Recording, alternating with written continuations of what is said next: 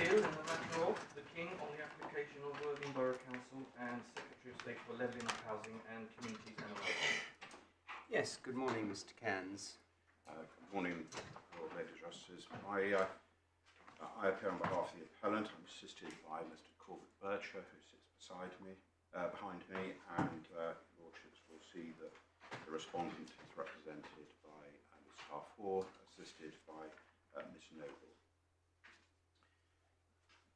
My Lord, might I ask you at this stage just to go to the skeleton argument that has been submitted? There was a replacement, but that is where I propose to start. But prior to opening this appeal, can I just confirm a matter of housekeeping?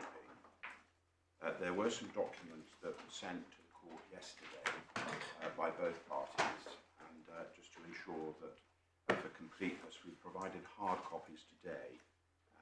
And they are in a black file, and they comprise two plans that came from the RVIA and various statutory provisions that are referenced in the authorities to which we'll turn in due course. Well, just so you know, Mr. Cairns, I don't look at hard copies. So if they're provided electronically, I have them and will look at them. If they're not, I won't. They have been. Thank you. This appeal, my Lord, concerns the judgment of Mrs. Justice Lang of the 1st of August last year, which quashed a decision of the Secretary of State's inspectors in respect of the permission that he granted on a site in Sussex, Goring by Sea in Sussex, for outline permission in respect of the development of some 475 homes along with related development. And what happened was that he gave his decision in February of last year following a 2-week public local inquiry, which was then challenged by the respondent on 4 separate grounds, which you will have seen from the judgment of Mrs. Justice Lang. 2 of those grounds were dismissed, namely grounds 1 and 3, but 2 of them were upheld, and they form, in effect, the grounds, or the basis of the grounds upon which the appellant challenges that judgment. And they are concerned with 2 separate issues by way of general introduction. The first is policies within an emerging plan and the implications and impacts of paragraphs 48 and 49 of the framework, and secondly, development within the setting of a national park, and that engages paragraph 176 of the framework and section 11 of the 1949 Countryside Parks and Access to Countryside Act. And in essence, under these grounds, the learned judge found that the inspector had effectively failed in 3 principal regards: that he had failed to have regard to material considerations, he had failed to provide adequate reasons, and he had acted irrationally. And we contend that that was the wrong approach as a matter of law.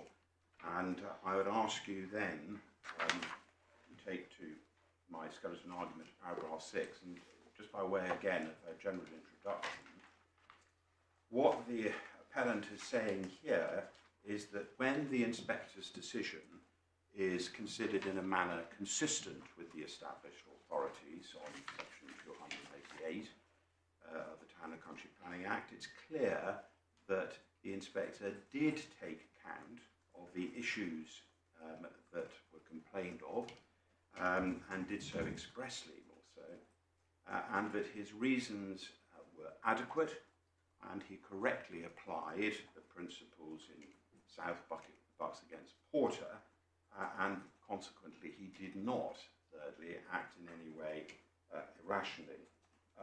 But at the heart of this case there is one basic principle which runs through the appellant's appeal, and that is that one must read his decision letter fairly and as a whole, because whilst the grounds were pleaded in a range of ways before the learned judge, they were at their core reasons challenges. And we contend that, in fact, they failed to cross the threshold in Porter because they failed to take account of all of the paragraphs of the decision letter when it's read fairly and as a whole in a reasonably flexible way, and for parties who knew what the principal controversial issues were and the evidence that had been deployed on those issues. Now, there are two particular elements, obviously, and I'm going to deal with ground one first. And my lord and my lady, I would ask at this stage to go through, by way of a hop, skip and a jump, through some of the material factual matters, because of course they directly impact upon what the principal controversial issues were and how they were deployed in terms of arguments presented by the parties. And before I do... Does the argument, I mean, how much does it matter?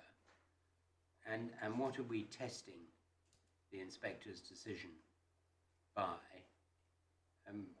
You say, do you, that, I mean, I suppose that you rely on, I don't know the names of all the cases, but I think one of them's called Mansell and another one's called something else, that says you don't read these things as a deed. You don't read inspectors' decisions as a deed, and you don't do it in a legalistic way, and you rely on all that, I take it. Yes. I think you should show us those authorities if you do rely on them. But what I'm asking is, how much does... I mean, we have to read the decision, do we not? Yes. And it has to be clear enough from the decision that the right things were taken into account, does it? Yes. So what was argued, how much does that matter? It matters for a number of reasons. It may be, if your lordship prefers it, I'm happy to deal with the case by going to the authorities first, then the decision letter, and then where those matters that were advanced by the respondent before the learned judge below, as to where in fact those matters had been canvassed and had been accordingly accommodated within the decision letter. So, well, you take your own course, but I'm just cautioning against reading out large tracts of the skeleton arguments below. No, I'm not going to read tracts of the skeleton argument. Yeah. To help you and us, I think, on the first issue, it's clear that SS4 was in the decision notice, and it was also relied upon quite heavily in closing submissions, no doubt in evidence as well, by the council. There's no dispute about that. It's simply there on the record, as it were. And then on the second ground, there was clearly an abundance of evidence about views, and we know that one side was saying that the impact on views would harm the setting of the national park in a material way, and the other side was saying the opposite. That's it. And really that encapsulates the territory of dispute, if you like. My lord, it does. So if... Does that set the scene sufficiently for your submissions, do you think? It sets the scenes for my submissions in the extent of it's very condensed. But of course one cannot, when I would be submitting that in the context of water, one would also have to look in terms of whether or not there was any prejudice sustained in view of the way in which the case was put. And as your lordship has correctly identified, SS4 was canvassed, and indeed SS4 figured in the first reason for refusal, whereas SS1 didn't. And the reason why, and I can take you to that if you so wish, was that we say is that SS1 and policy 13, which was adopted policy, of course, and had to be assessed, or the scheme had to be assessed against it. SS1 and core strategy 13 did the same thing. What they did is identified a built-up area boundary, and then what happened then was that emerging policy, and in policy 13, of course, it was a policy that said no. In other words, nothing outside that development boundary was permitted. Only development within that, which was on PDL or a specific allocation. And I can take. And what does PDL mean? Sorry, that's previously developed land. What I do. You're going to have to not use too many abbreviations, because if you do, you'll be leaving me behind. Well, Which may not be useful. Sorry, I do apologise. I think planning has more acronyms than any other area of the law. And I will, well, it's got to stop in all areas of the law, because it makes life difficult for real people to understand. This case is being live streamed, and people watching it have to understand what you're saying. Indeed. As I do. Anyway, I'm not criticising you, because I know everybody does it, but it does drive the courts mad a bit. Okay. The point that I was trying to elaborate on, yeah. Was that when one was considering adopted development plan policy, of course, any development has to be assessed against the adopted development plan, and that takes, as it were, precedent. Or there's a presumption in favour of the development plan as a result of the 2004 Planning and Compulsory Purchase Act. I'll refer to that as the 2004 Act, with your leave, my lord, if it arises again.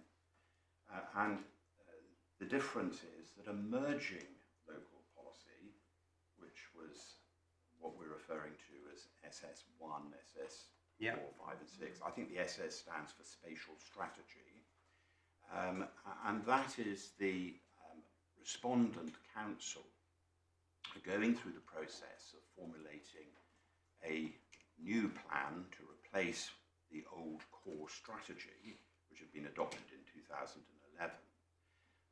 But in the instant appeal, when it was heard before the inspector, the first stage, and I'll take you through those steps because I think it is important to set the scene. The first stage is you apply for planning permission, and if it's granted, fine, we wouldn't be here. If it's refused, as it was in this case, the appellant then made an application to appeal it, and it was heard in a 2-week public local inquiry by one of the Secretary of State's inspectors. Now, the importance of that first step, I respectfully submit, is if you look at the reasons for refusal, they're supposed to identify the reasons why the council considered that the particular development should not be granted. And that they do against, first of all, the adopted development plan. And if you look at reason for refusal 1, and this is actually quite important. Where is it? That, my lord, is in the supplementary bundle, and it is at tab 7, page 22. Yeah.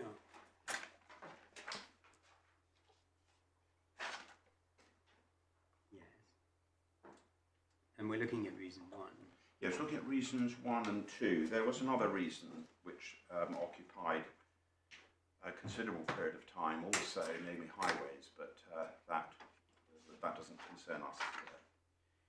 And what you see there in the first reason for refusal is that the development is outside the built-up area as defined in the Worthing Core strategy, and the emerging submission draft local plan, which is not allocated for residential development.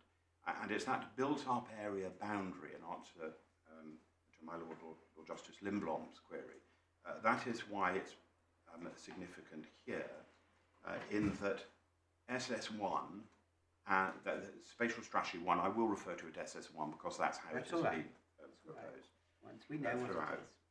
And what that did is just define a boundary and said, right, anything out of that can't be developed, other than development on previous developed land and some specific allocations, which then that process was carried forward in the emerging local plan. Now, the emerging local plan is not the part of the legislative framework in the context of assessing a scheme against the development plan, it is a material consideration for the purposes of the legislative framework.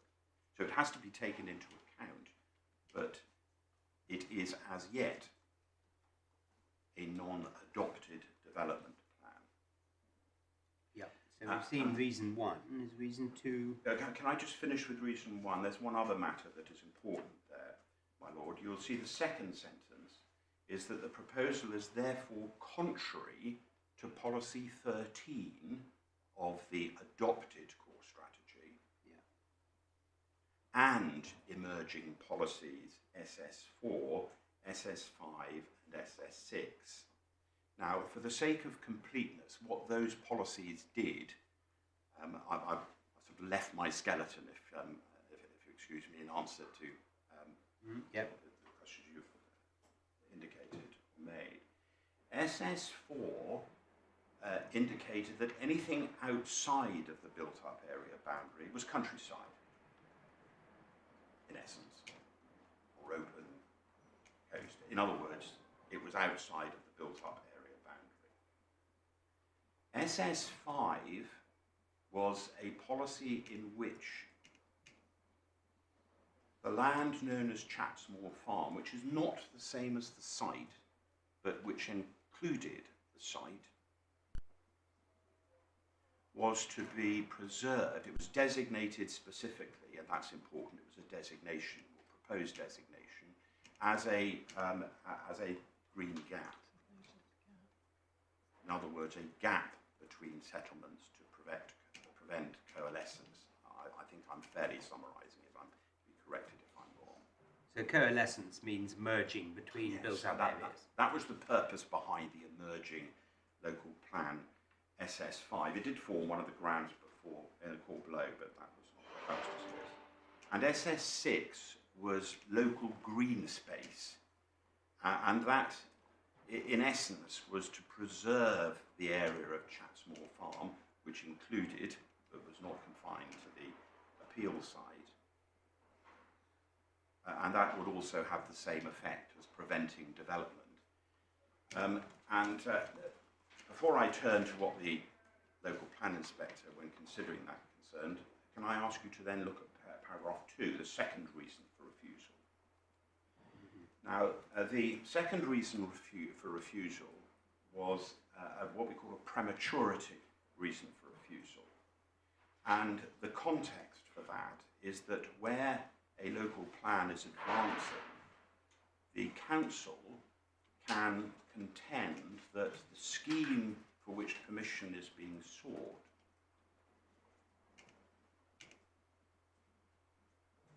would be so significant, so substantial,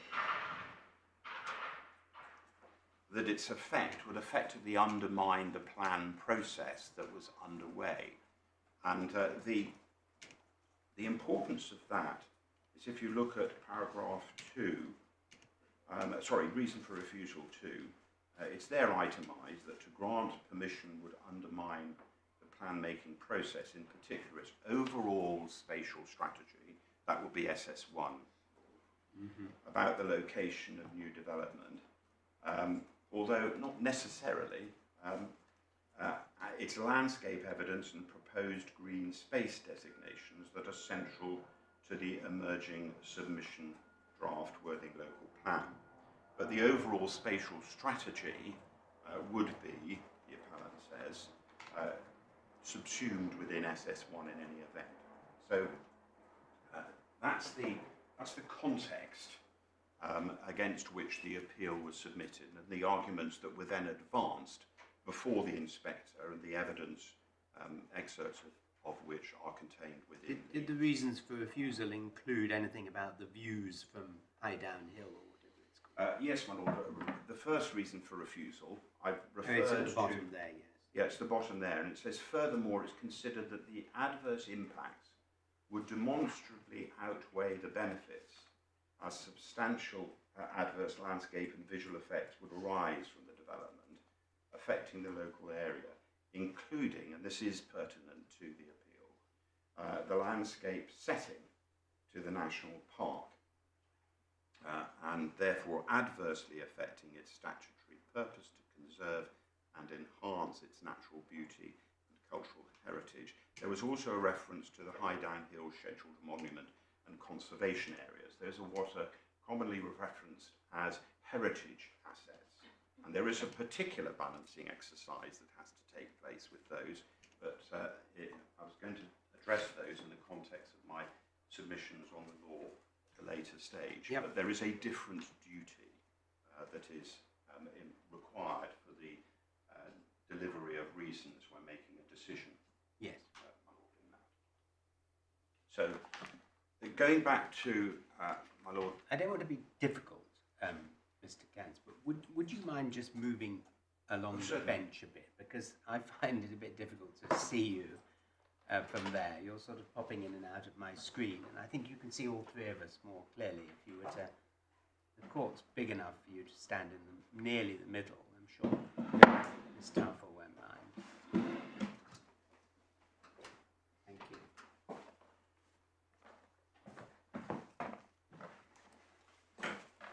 I can see the expression on your junior's face then as well.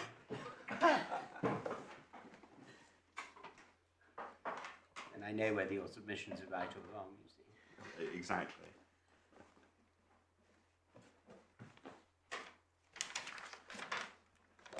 Thank you for doing that. Do you mind if I just rearrange my papers? No, I'm very grateful,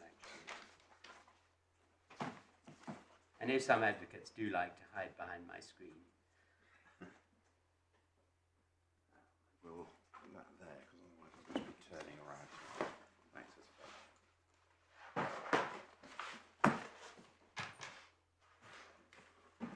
Perfect.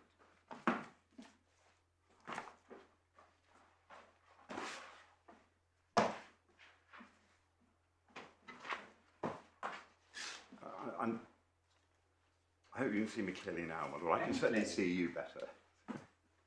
Yeah. What I propose to do then is, further to that introduction, I would also ask you to just have a quick look at the relevant guidance in national policy that was referenced, of course, in not only the inspector's decision, it would obviously have been because it was referenced in the reasons for refusal.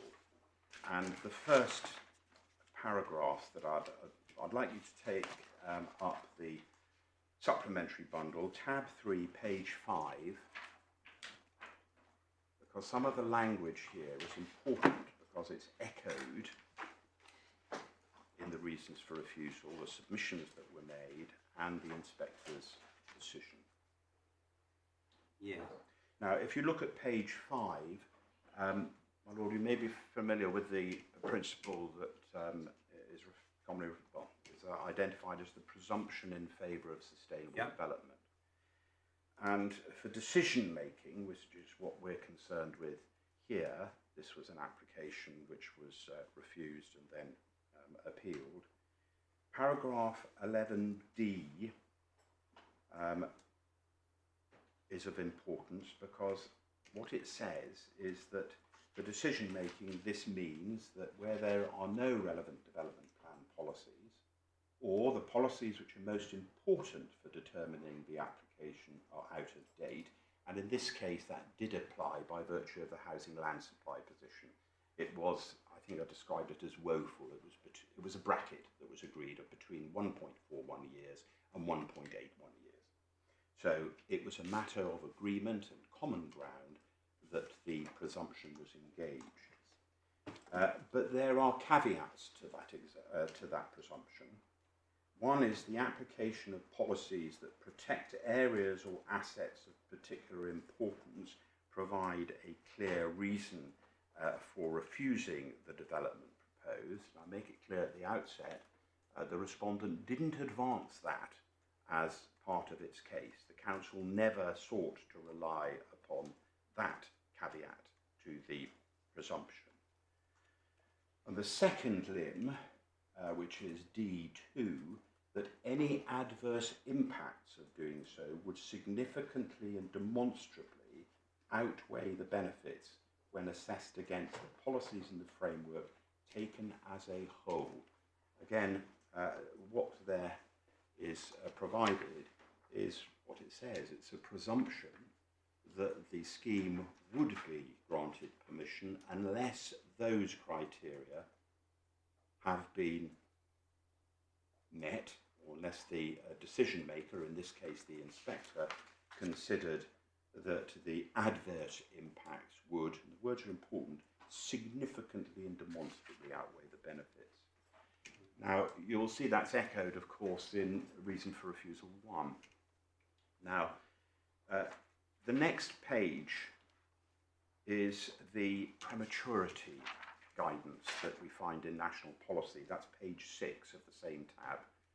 I will not be taking you through every page in this supplementary bundle at all. I know you wouldn't let me anyway, but these are important documents. No, we want to see them, Mr. Kent. And what we have under the heading here, determining applications, at 47 we have a reflection of the legislative framework in which decisions are made. The planning law requires applications to be determined in accordance with the development plan. In this case, the development plan was the Worthing Core Strategy, unless material considerations indicate otherwise. An emerging local plan is a material consideration. 48 describes the weight that may be applied to emerging plans according to, and there are 3 criteria. It's effectively, the more advanced it is, the greater the weight that may be given. There's no obligatory weighting imposed upon a decision maker. The second is that the extent to which there are unresolved objections, and that reflects the fact that there may be a significant number of objections which might actually impact upon whether or not a policy ultimately will be in the form that it would be adopted. And obviously the degree of consistency with national policy, which of course is a factor that has to be demonstrated in a local plan. Now that's important because it deals with weighting in prematurity, but it's read together with paragraph 49. That is clear from the very first word of paragraph 49, because that refers to, well, it states, however, so it's clearly reading the 2 paragraphs together. So, however, in the context of framework, and in particular, the presumption in favour of sustainable development. So, there is a particular note made of where the presumption applies, as it was agreed and accepted that it did, common ground that it did in this case. Arguments that an application is premature are unlikely to justify a reason for a refusal other than limited circumstance. Then it identifies them, my lord, as you can see. And again, you'll see the terminology that was reflected in the reasons for refusal. So substantial, or its cumulative effect would be so significant that to grant would undermine the plan-making process by predetermining decisions about scale, location and phasing that are central to the emerging plan, and it is at an advanced stage. The reason I referred you to those, my lord, is they form an integral component of the appellant's case in the way in which we submit that Mrs. Justice Lang didn't apply the criteria that should be applicable to reading an inspector's decision in light of the arguments that were advanced, and indeed that those matters as to prematurity were clearly addressed in any event. And it might be helpful at this point if I actually ask you to turn up the appeal decision. Because there's 2 particular paragraphs that I might as well get you to have a look at these now, because I'm sure we'll be coming back to them. But it's, I'm just going to briefly refer to the framework in which the decision was made and the inspector's decision wrote it. You will see it in the first paragraph 1 is the decision. There's some preliminary matters in 2, and that basically dealt with a number of issues that had been addressed to the satisfaction of both parties by the time the matter came up for determination by him. And also, paragraph 6 is quite important because it says, during the inquiry it became clear that the effect of the proposed development on local green space was inextricably linked to the acceptability of the location, the need for housing, and the council's emerging plan, and I dealt with them below.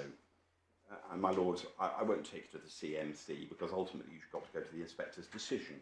And he then identifies the main issues of paragraph 8. And paragraphs 8, excuse me, 8, 1 and 2 are those that are of particular significance here. And the main issues, first one, whether the appeal site offers an acceptable location, having regard, first of all, to local policy, because that would be the adopted development plan, national policy, because that's a material consideration, the need for housing, which I'm not going to take you through, you've identified, and it's clear that it was very, very great, the highest end of the spectrum, and the council's emerging local plan and the effect of the proposed development on local green space, and then 2, the effect on the landscape, including the setting of the South Downs National Park. And my lord, that reflects, of course, your queries regarding reason for refusal 1.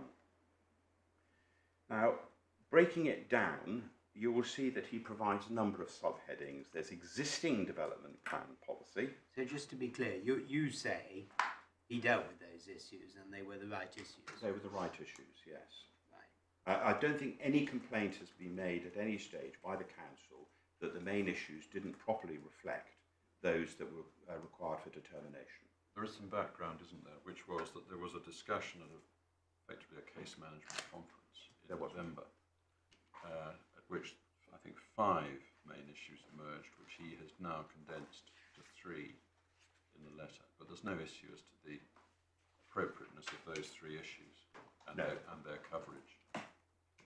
No, that's the relevant background, isn't it? Yes, my lord. Yes, it didn't form any part of the council's appeal in the court below. And for the sake of your notes, your lordships, that is at tab 9. There is a record of the CMC. There's a case management conference that is held prior to an inquiry at which the inspector, amongst other things, deals with housekeeping, but most pertinently and of most importance, ensures that everyone identifies the main issues, because of course that's how the evidence will then be prepared for the purposes of the inquiry to be held before him. So it's to ensure an efficient and effective use of inquiry time and the inspector's time. So it's in that context, my lord, that you turn to the appeal decision. He's identified the main issues, and in doing so, the next paragraph is his reasons for the decision, because he's given his decision in paragraph 1.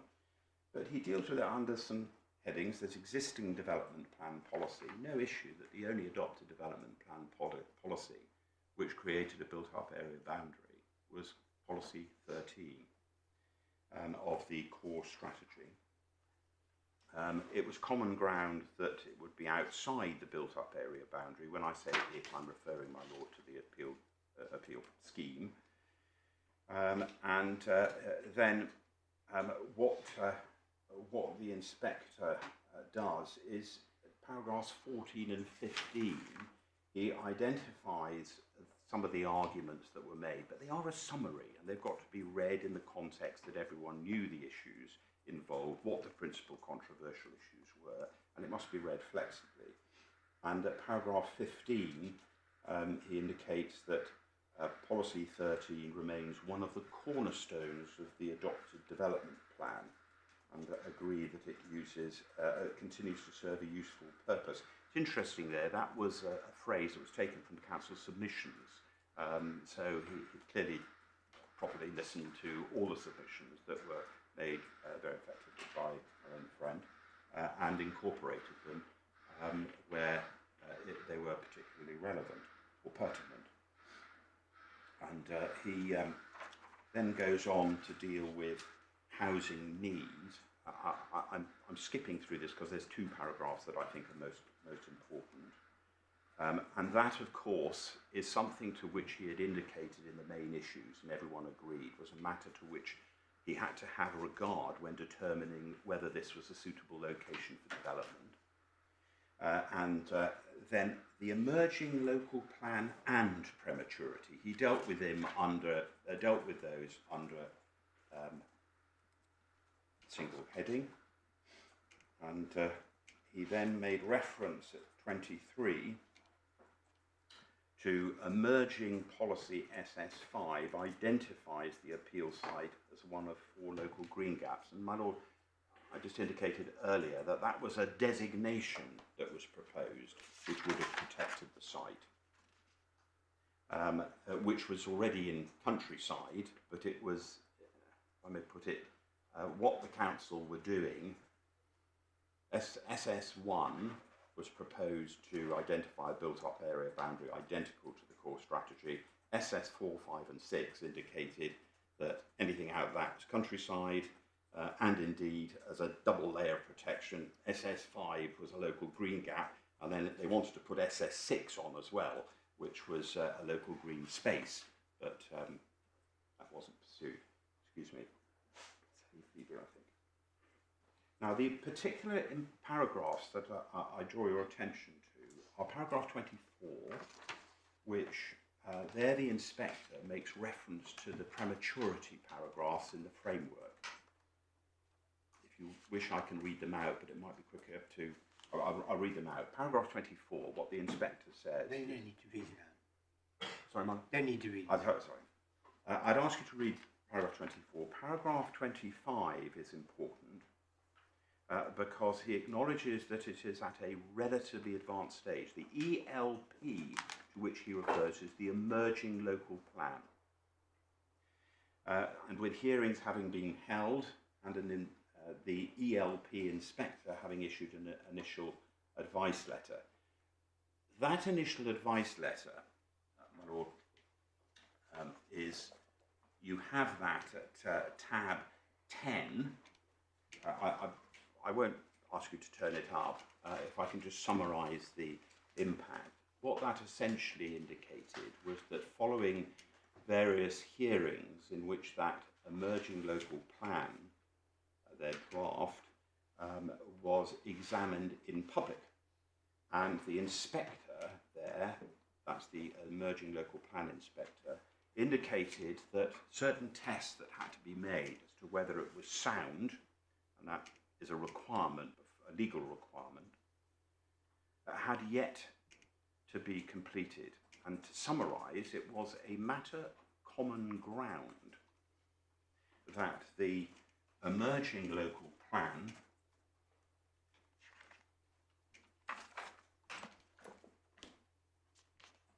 it was not yet determined whether it was sound, and my lord, tab 16, page 125, this is important for these submissions. Paragraph 718. Sorry, tab 16 in the supplementary bundle. Supplementary, sorry. 125. And you will see that a statement of common ground is a document that does exactly what it says on the, to use the advertisement colloquialism, does exactly what it says on the tin. This was not an issue between the parties at the appeal. And at 718, it indicates quite clearly that the inspector had not yet reached a final conclusion on whether the emerging local plan is sound or that it meets the tests for soundness, for legal compliance. And again, for the sake of belt and braces, it was confirmed in the housing statement of common ground, which is tab 17, page 131, paragraphs 213 and 214. And my lords, I respectfully ask you to look at those because they are important. Sorry, which page is it? That's page 131. Oh, 131. And that's also common ground. I note from page 125, Mr. Cairns, that at point 715 it was common ground that the emerging policies that were relevant included policy SS1. Yes, my lord, and that's referenced in the judgment. They're relevant to this appeal. They, just by way of context, my lady, the reasons for refusal didn't reference SS1. The council's statement of case didn't reference SS1. The council's opening statement, and I can point you to these, they're in the supplementary bundle, but I'm sure it's okay if I summarise, if that's all right with you, my lady.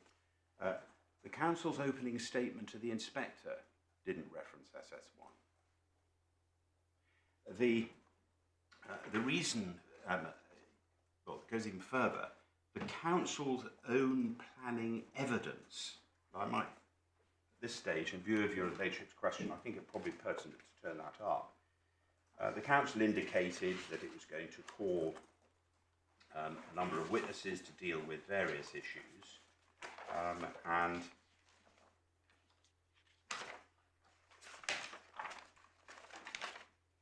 if you turn up tab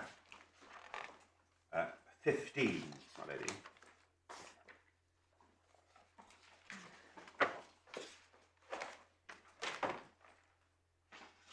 page 97, by way of introduction, the council's planning witness didn't even reference SS1. And if you turn up, there's a perfectly understandable reason for that. And it's perfectly logical if you look at the first reason for refusal. SS1 just carries on the built-up area boundary. So it's SS4, 5 and 6 were those that they...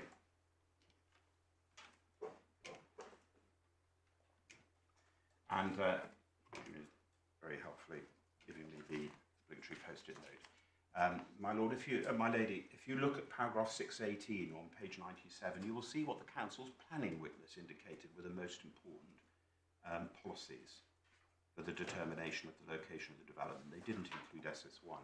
And at this stage, I did indicate earlier on... Well, you can go further, I think, than that, because what he actually says is the relevant policies, My lord, yes. not the most important. He says the relevant policies are, and he begins with SS4. Yes. But the real gist, I think, of the council's case on this is that, true it is that the new policies in the emerging local plan replicate to some degree the extant development plan policies, in particular policy 13. It is of some significance and to be given some weight that they do so now in a fresh process and in the context of a fresh appraisal of housing need.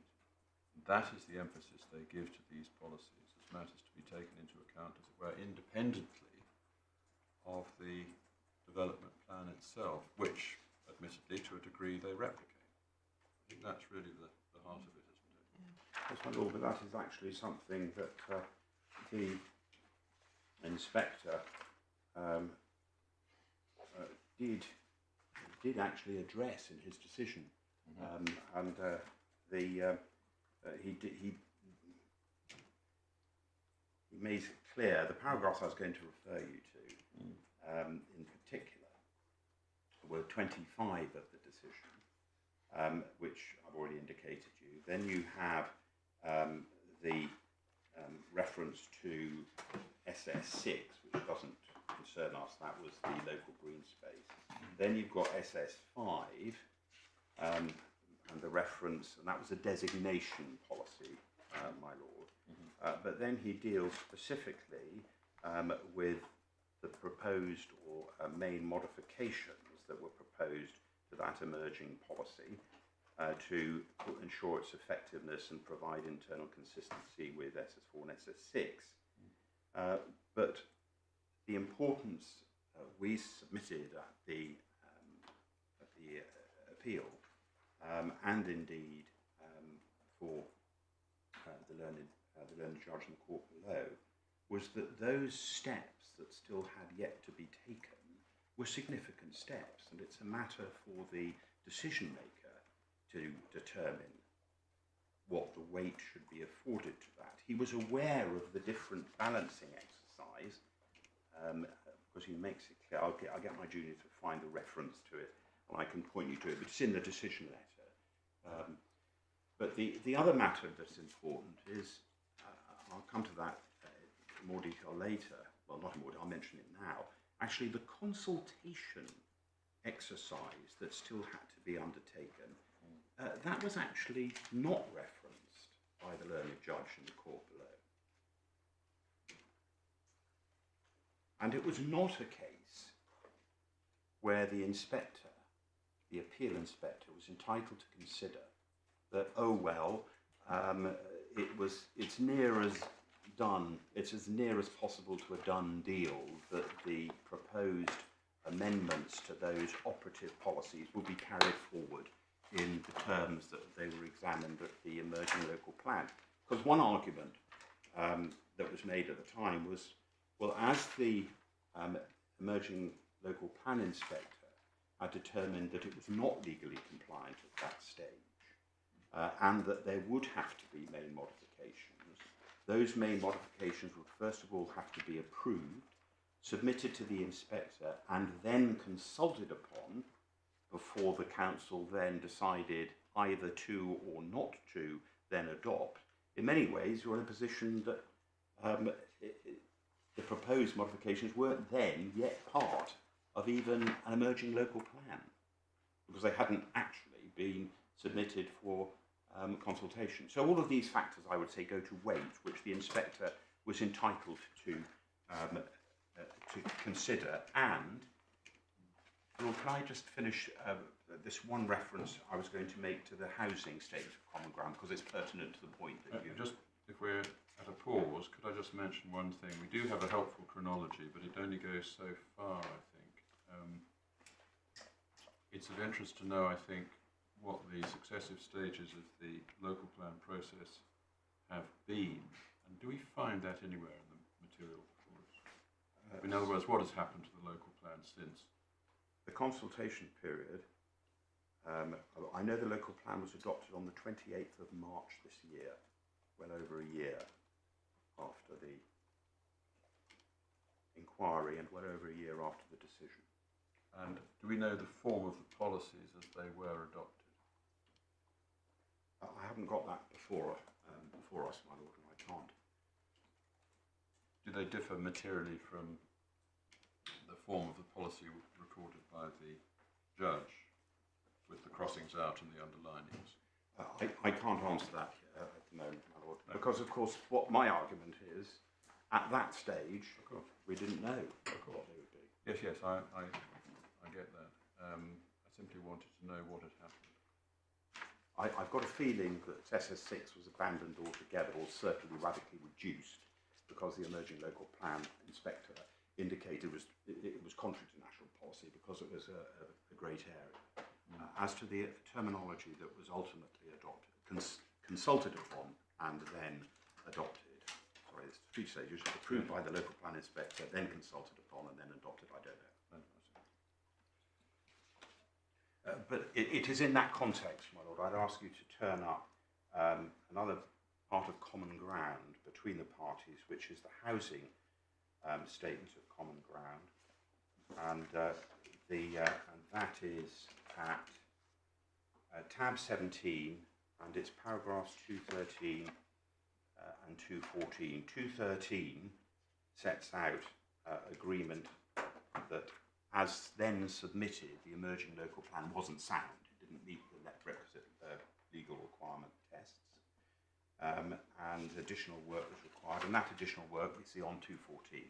Perhaps that's the only reference I wish to make to it, because of course it reflects the position before the inspector that it was common ground, that there were significant steps, or there were steps to be taken.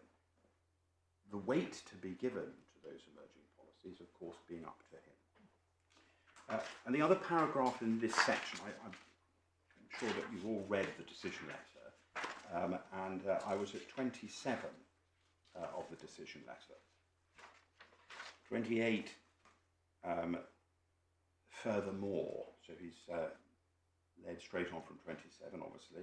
While I note the Council's arguments in respect of prematurity and its concerns with the effect the proposal would have on the strategic balance it is seeking to achieve in the emerging local plan, well, we just have to, it's not as an adopted development plan where you have to assess it against the policies that are identified in the reason for refusal, but they're clearly stating what the strategic balance that the council was seeking to achieve, presumably through SS1, SS4, 5 and 6, the most important being SS4. Well, this is all in the context of trying to deal with the prematurity argument, Mr. Well, Cairns. my lord, it goes on, and you know, when one is dealing with the strategic balance that it is trying to achieve, that can only really be a reference, I respectfully submit, to SS1, because it carries on policy 13 in the built-up area boundary, and then it made, I think it's 6 allocations and identified local gaps. But it goes on, and my lord, my lady, this is important. You have to look at 29. In the present case, while I acknowledge that the emerging local plan is at a relatively advanced stage, it's nonetheless still some way off adoption. And furthermore, even though the proposed scheme would develop one of the 4 remaining gaps, emerging SS5 seeks to protect, I do not consider its effect, it wouldn't be premature, that's SS5. Both of those are very sound reasons, if I may say so, for saying you, the council, can't object on the grounds of undermining or prematurity, because your plan, first of all, your plan isn't yet sufficiently well formulated for it to be, for a view to be formed as to whether it's going to undermine it, because these particular aspects of it are still not yet been satisfied, gone through the necessary legal hoops. And in any event, even if it was, you've got to satisfy what the framework says, which is you can only do it if it's going to substantially underline it, given that you've got the presumption in favour of sustainable development. So, speaking for myself, I think this all makes perfect sense in the context of a discussion of prematurity. But my lady, it goes further. It's when you look at the section of the decision letter, he's dealing with the emerging local plan and prematurity. Yeah. But paragraph 29 goes further, I respectfully submit, because when dealing with SS5, it then goes on to say, I do not, as you say,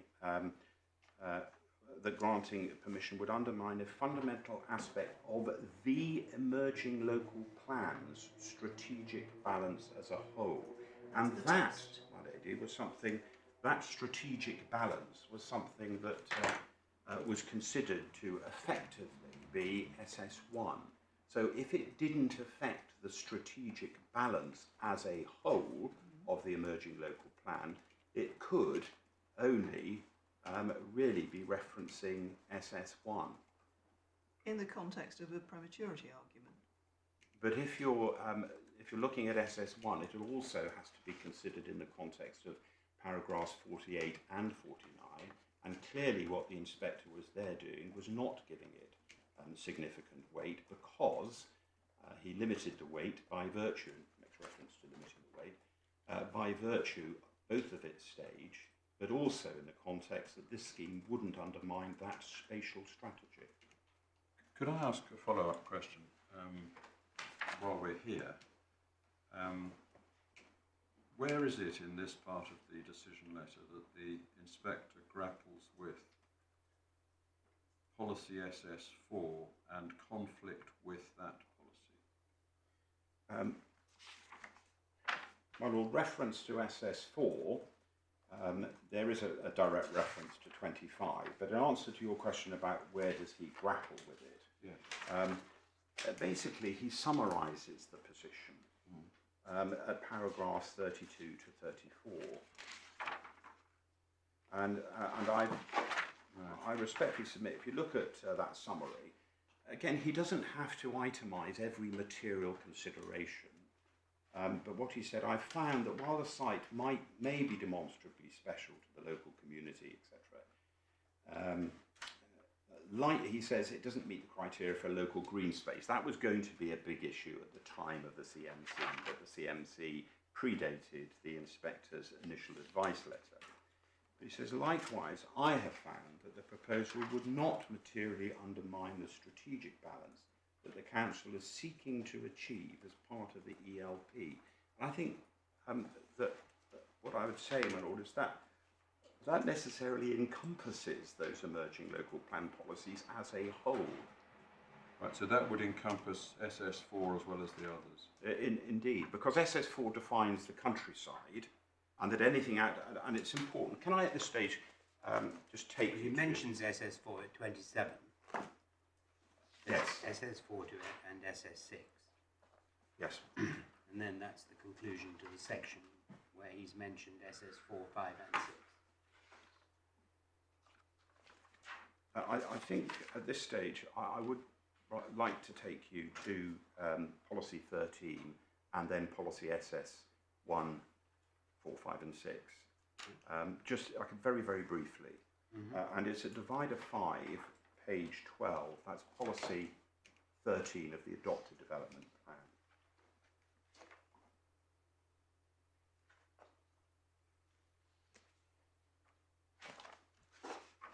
And what that does, as I indicated briefly in opening earlier on, it indicates that the development strategy is that development needs can be met within the existing built-up area boundary with an exception of an allocation and on previously developed sites. And there's a number of bullet points, and it's important to look at the first two. Residential development outside of that built-up area boundary will only be considered as part of a borough-wide housing review. There wasn't one, so that hadn't even arisen. So this was a policy that effectively said no. And other proposals that support countryside uses, such as agriculture, may be considered if they're deemed essential. Those policies, or that terminology, is quite familiar in terms of a countryside policy in local plans, my lord. Then we turn to the emerging policies. And SS1, again, not referenced in the reason for refusal, the evidence, statements of case, whatever. And that is at page 15, divider 6.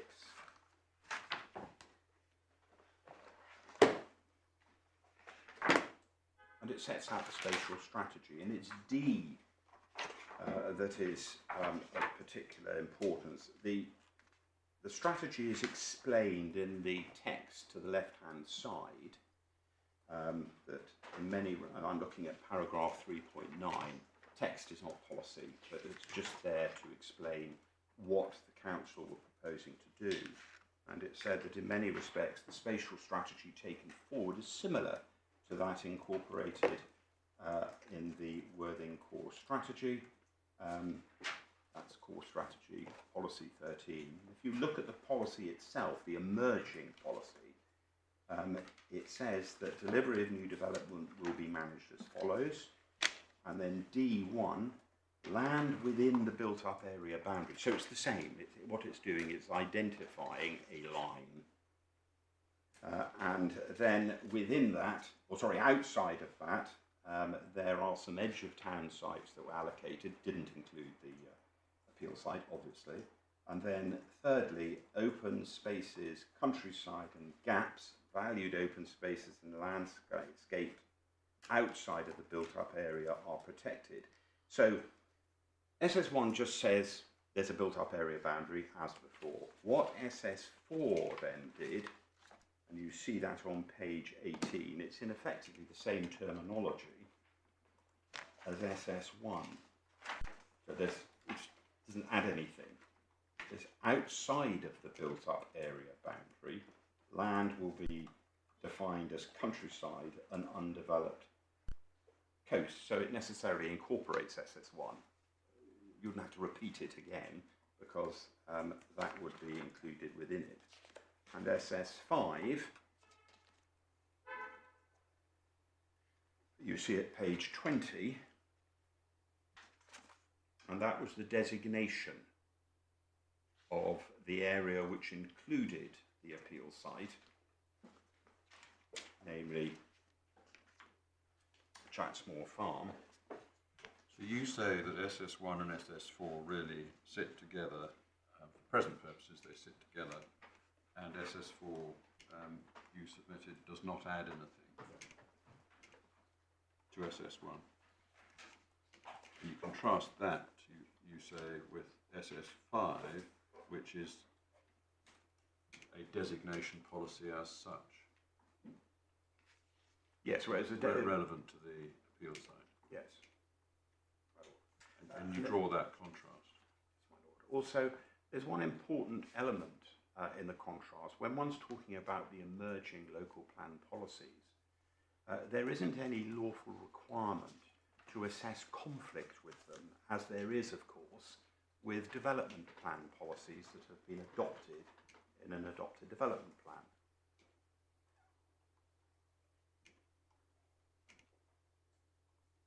So it's really a matter affording to weight, as is clear from paragraph 48 of the framework to which I referred you. How can you rationally or sensibly decide what weight to afford if you don't take into account the practical implications of whether the policy is engaged or not? Surely you've got to look to see whether or not what is proposed is, at least in theory, conflicting with the emerging local plan, and then the inspector says, well, it may be, but because it's only an emerging local plan and it's not got so far and it might not be adopted anyway, I'm going to give it minimal weight. Well, my lady, so far as a conflict with an emerging local plan is concerned, can I break it down into stages? You would obviously, as a decision maker, give weight to an emerging local plan. If you're in accordance with an emerging local plan policy, that might be a factor in its favour. No one suggested in this case that we were compliant with the emerging local plan because we weren't a proposed allocation. So it's really then a weight to be given to the spatial strategy, namely, the reason I say that is if SS1, SS4, 5 and 6, SS1 sets the built-up area boundary and is entitled spatial strategy. SS4, 5 and 6 were the mechanics by which that was to be implemented. So when the inspector says, well, in the context of giving weight to the emerging local plan, well, I don't see the scheme would undermine the spatial strategy. It mustn't necessarily have incorporated or subsumed within it his assessment of any conflict with that emerging policy. I didn't explain that very well. No, but I think you were actually agreeing with the point that I put to you, Mr. Cairns, which is that you can't decide whether you're going to give weight to the policy unless you decide whether something is in accordance with it or conflicts with it. Because you seem to be submitting that you ignore the conflict. And just that as a proposition didn't seem to me to make a great deal of sense with respect. No, well, that's my, I apologise, my error in submitting. What we were concerned with was an argument of prematurity. Yes. Prematurity itself is a matter to which a decision maker has to give weight depending upon whether he considers it meets those criteria in paragraph 48. It necessarily follows, as night follows day, that he would only be considering what weight to be given to it if it was in conflict. I don't think anyone was that must be right, because that's what the framework says in Exactly. layman's terms.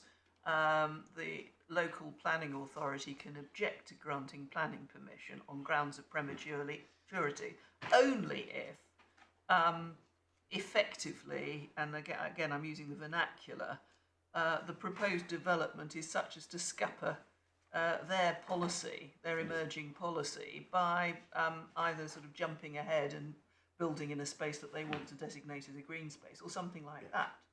That's really what they're setting out in layman's terms to stop. And that, in fact, in layman's terms, is what the inspector was saying in his decision, was that I've heard your arguments about prematurity, and they did not undermine the spatial strategy, which would necessarily have encompassed SS1. But I don't think anybody is arguing that he got it wrong on the second limb, on prematurity, are they?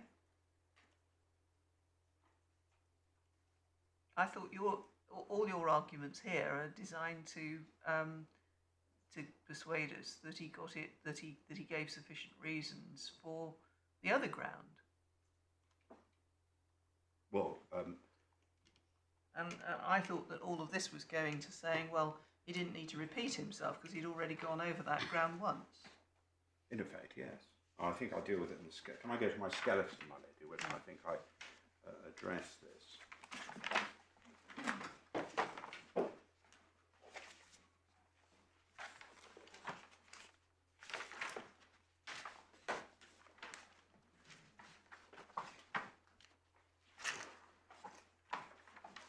Yes, it's paragraphs 55 on, and that is, as it were, the second limb of the way in which we subdivided our appeal in respect of the judge's judgment below. And 55, what is indicated there is, it's clear, and we've seen it from the judgment, that the inspector, she contends, made an oversight. I would say that if you look at SS4, it's identified expressly. SS1 you didn't need to, but also must be looked at in the context of how the case was advanced. So what were the principal controversial issues at the time and how they were deployed? And the inspector, we say, took care to refer to SS4, that's the decision letter at 27 and at 25. But it's my principal point on that, my lady, is this contention, not contention, is the emerging local plan strategic balance as a whole. And in that context, one has to also look at the way in which it was addressed before the inspector. Indeed, she herself observed that references to strategy were by implication a reference to policy SS1 as it sets out the overall strategy. And that's page 73, that's judgment paragraph 86. But that all has to be looked at, that SS1 and SS4 were read together, well, they do, and they set out the relevant emerging local plan strategy, the built-up area boundary. SS4 was referenced in terms, 25 and 29. He made a finding of weight in respect of SS1 and SS4 at 29, and that's my point about the strategic balance as a whole. But he also went further in paragraph 32, when he said it wouldn't materially undermine the strategic balance that it's seeking to achieve as part of the emerging local plan. Now, the weight he's given there is clearly limited by reference to his explanations in those paragraphs.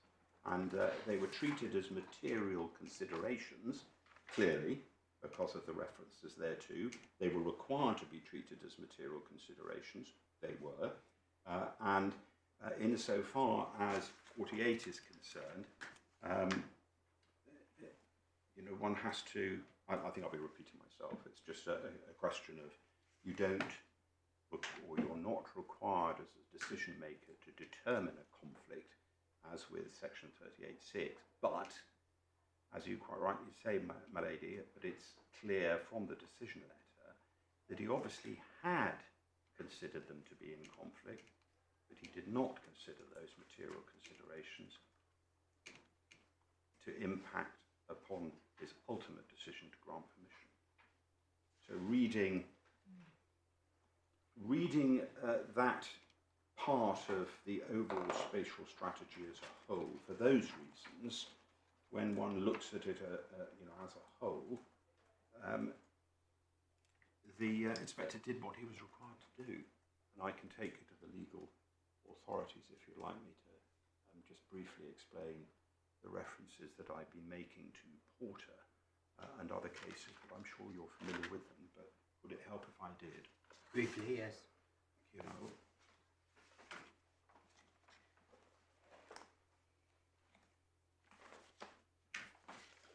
In the authorities bundle,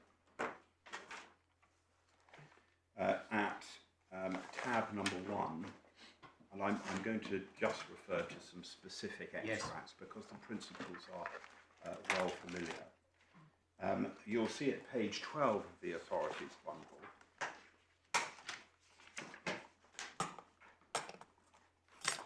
the opinion of Lord Brown is, for present purposes, that you see at paragraph 36. And it's really dealing with a reasons challenge. You'll record, my lord, that, my lady, at the outset of my opening the appeal, that when one drills in to the issues that were placed before the learned judge in the court below, this is essentially a reasons challenge we submit. And the opinion indicated as follows: the reasons for a decision must be intelligible and they must be adequate. It might be easier if you can read that yourselves. I will skip down to the parts that I think of most importance. At letter E,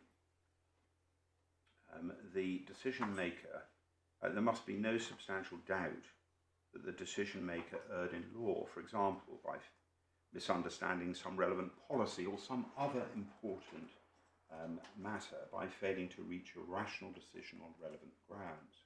But such adverse inferences will not readily be drawn.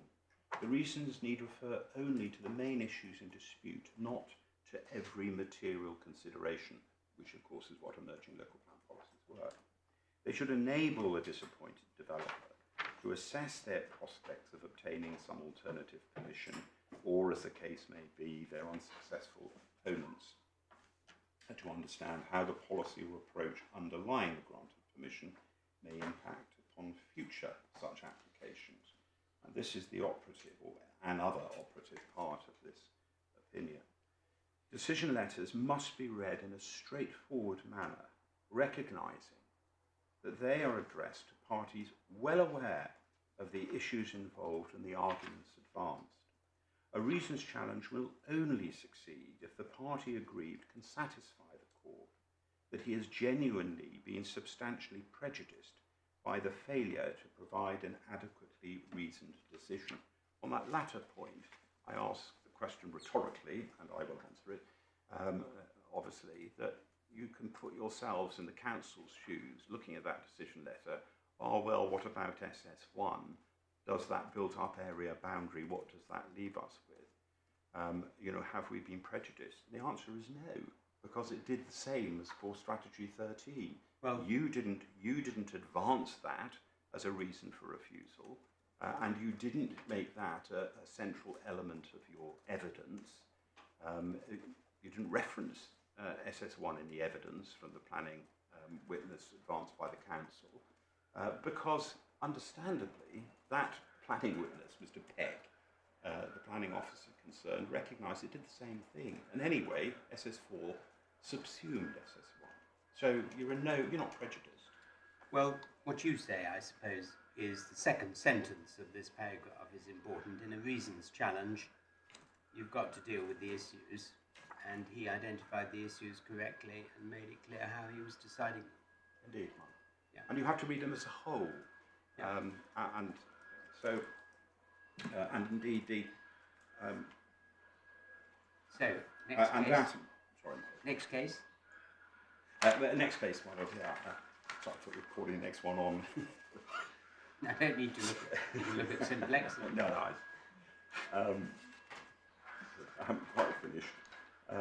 And again, my lord, this again, and I'd ask you to turn to Divider 8, which we're all familiar with, my lord, my lady, the St Modwyn's development case, Court of Appeal, where the familiar principles upon which the court will will act in the Section 288 challenge, and the judgment given by Lord Justice Limblom is at page 191, and they're very familiar principles, and suffice to say that those that the appellant considers are most engaged in this case. Sorry, I don't know if I've got 191. 191. Paragraph. And it's paragraph 6, Mm-hmm, in which the it summarises the principles upon which the court will act in a challenge such as that was made by the council in the court below. And you'll reflect some of the language that I've been using in my submission has purposefully echoed or utilised some of the words of these principles. For a start, Principle 1, decisions of the Secretary of State and his inspectors in appeals against the refusal of Planning Permission are to be construed in a reasonably flexible way. Decision letters are principally written for parties who know what the issues between them are and what evidence and argument has been deployed on those issues.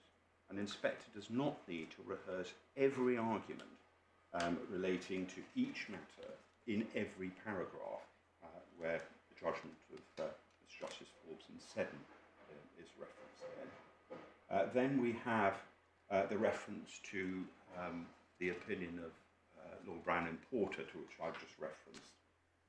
Again, it must be intelligible and adequate, enabling why it was decided as what it was, and what conclusions were reached on the principal important controversial issues. I know I'll be repeating what we've already seen there. Well, we've read it, but you rely on every sub-paragraph. Indeed, I do. But those that are most engaged of those is 1, 2, and 6.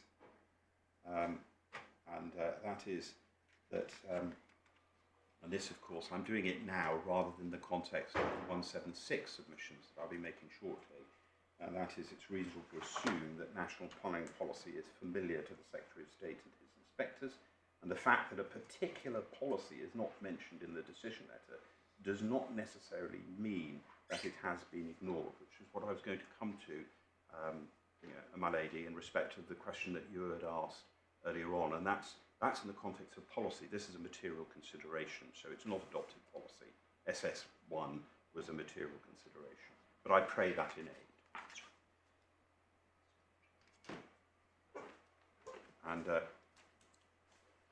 And more to the point, and perhaps reflecting the manner in which I put my submissions in an answer to your question in particular, my lady, about certain things are subsumed. It's necessarily the case that they were substantively addressed. And the last authority I'd refer you to is that of Spitalfields, which is tab 13.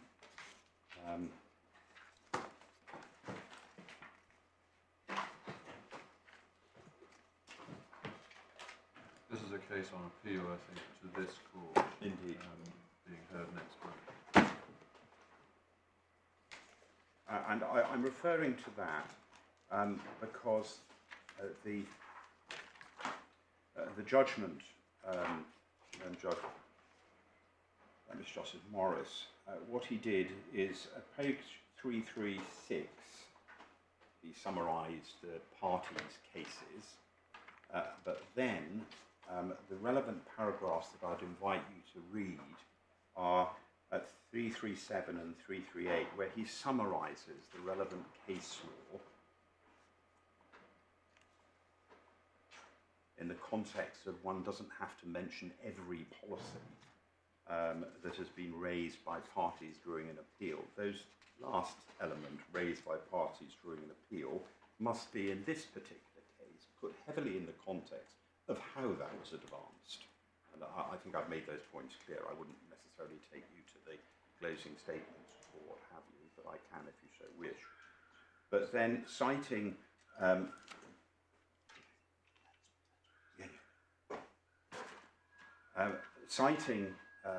in that relevant case law section, Lensbury, which of course is also a decision of this court, approving the judgment of late Mrs. Justice Patterson in Tiviot Way.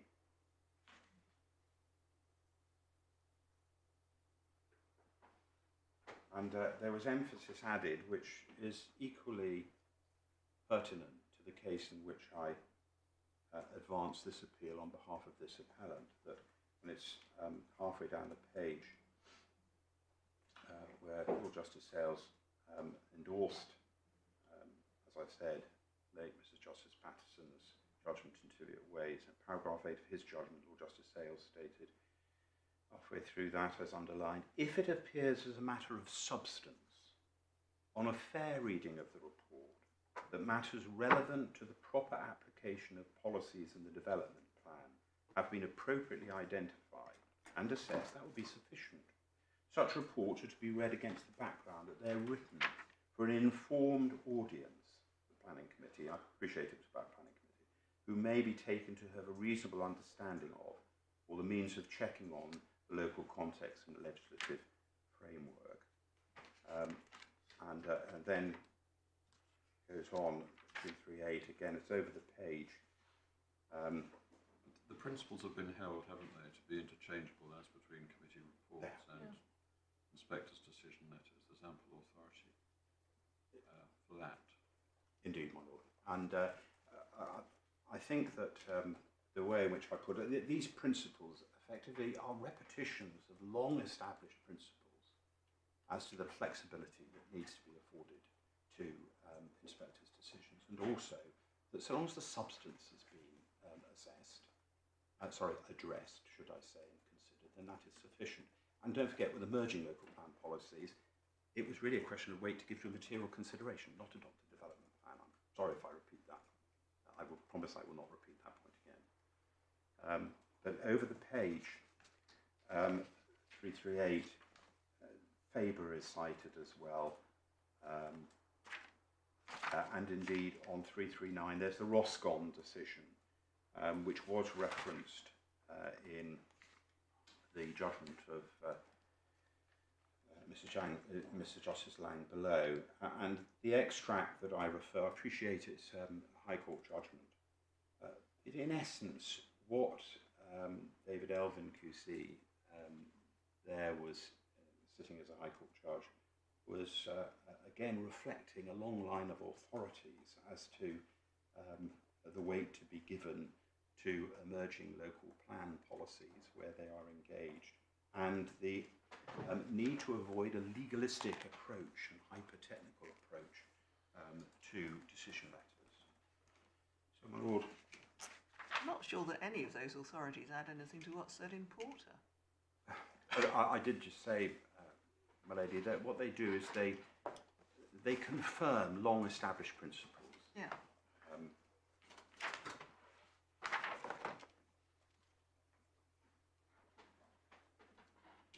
The only other point that I'd make on this first ground, I've rather left my skeleton argument behind, but I don't think. Can I just check that I haven't? Well, we've read it. You don't need to. No, okay, I won't go back. The simplex point, I make the point in my skeleton, but I just make this point with. I appreciate that with simplex is not good or could, but it is would the result inevitably have been the same. I'm summarising that effectively was the test. But of course, in this case, when one is considering the case that was advanced by the respondent, that, excuse me, that because there was a no emerging policy content identified in the context of SS1, or in their case, which they convinced Judge Below, that it should have been addressed, but it wouldn't have made any difference at all.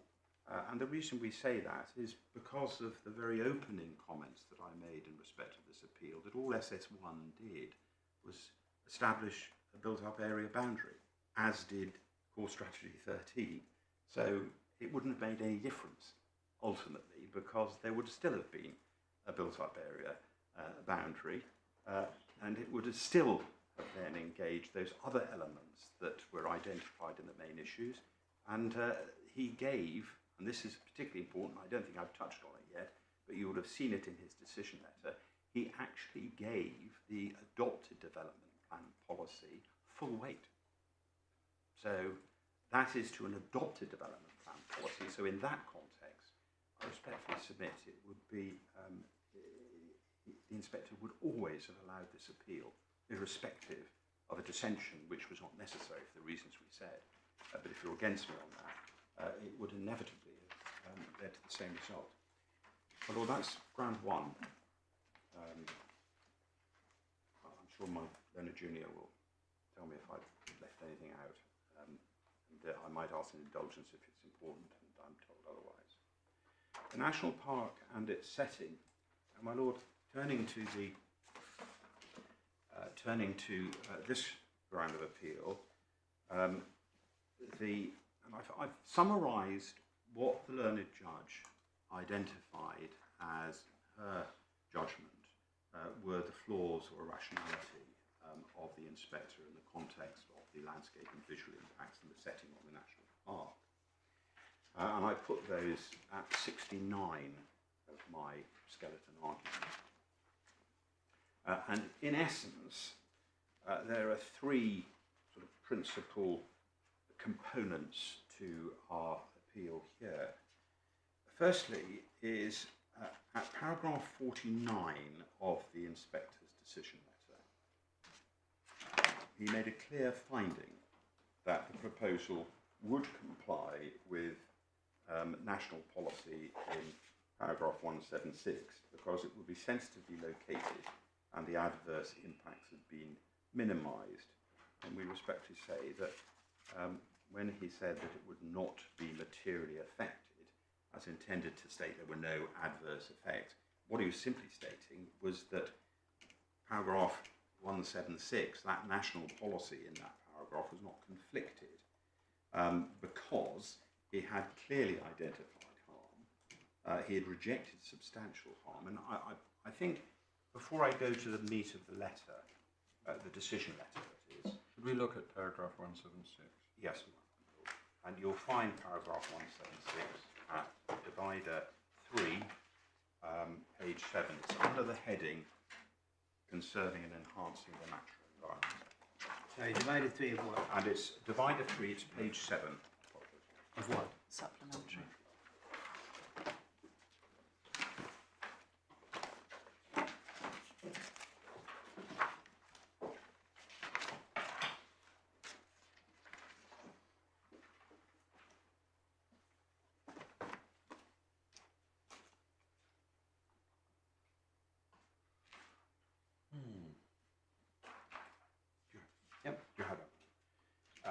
What it says is great weight should be given to conserving and enhancing landscape and scenic beauty in national parks, the Broad and AONB, areas of outstanding natural beauty, which have the highest status of protection in relation to these issues.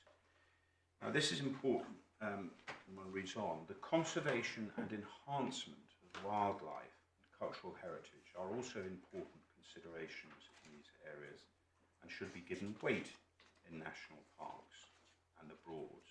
Great weight. Sorry, great weight. Great weight, sorry.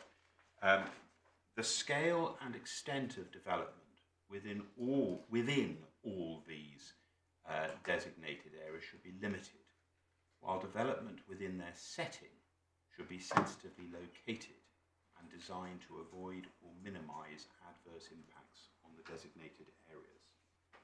My lords, before I go to the case law, I would like to refer you to an important document. Are we moving away now from the policy? Yes, from the policy, it is referenced in the skeletons, it's referenced in the judgment. But the important before we go point, away from it, sorry, if you're going to offer an interpretation now, that's fine, I can wait to ask my question, but if you're going to move away from it, I'd like to ask my question about interpretation now. My lord, I'm not going to be moving away from one. This is the whole of this part of it. Yes. But by all means, ask me the question. Well, let me just put it out there so that you've got it and come to it when you wish to do so. You've emphasised the divide in the last sentence of 176 between development that is within a national park on the one hand, and on the other, development which is within the setting of a national park.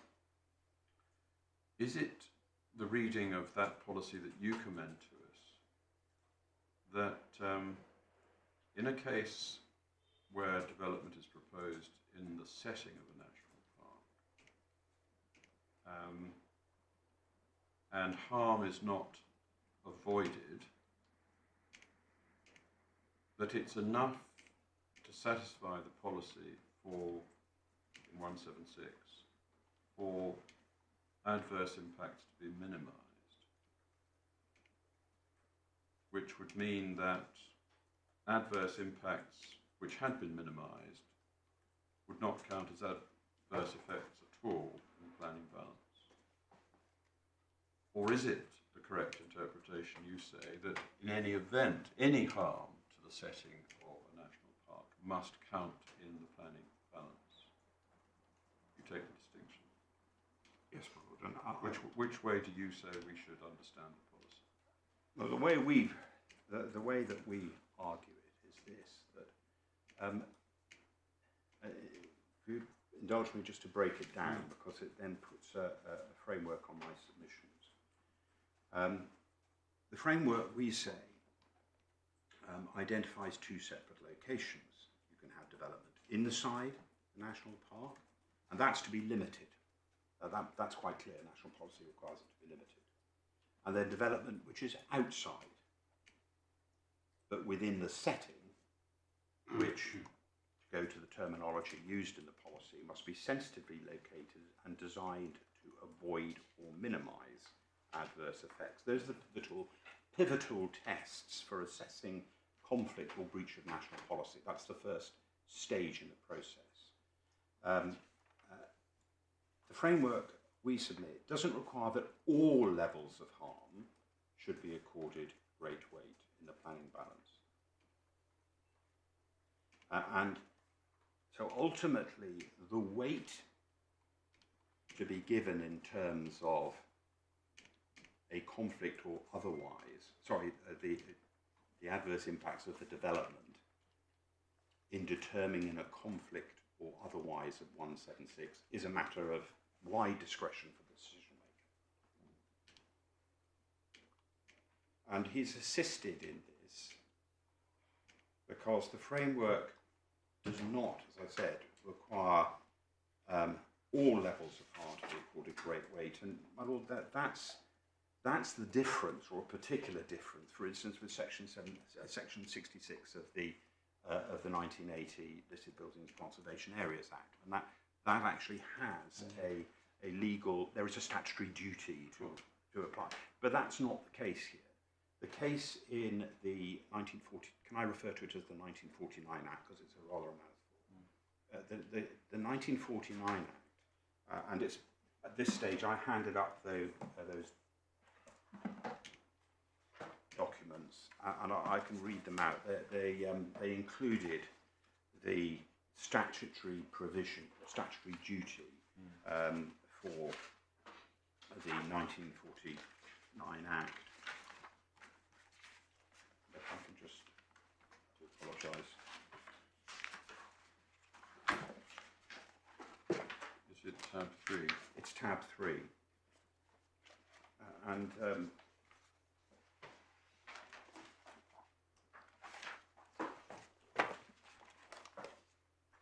what the duties are, it's a very specific duty. It's a bespoke duty, if I may put it in those terms. And that is, as we see from Section 5, subsection 1, that the provisions of this part of the Act shall have effect for the purpose of A, conserving and enhancing the natural beauty, wildlife and cultural heritage of the areas, and that includes national parks, and B, promoting opportunities for the understanding and enjoyment of the special qualities of those areas by the public. So that's the national parks element. And then the duty in 11A1, excuse me,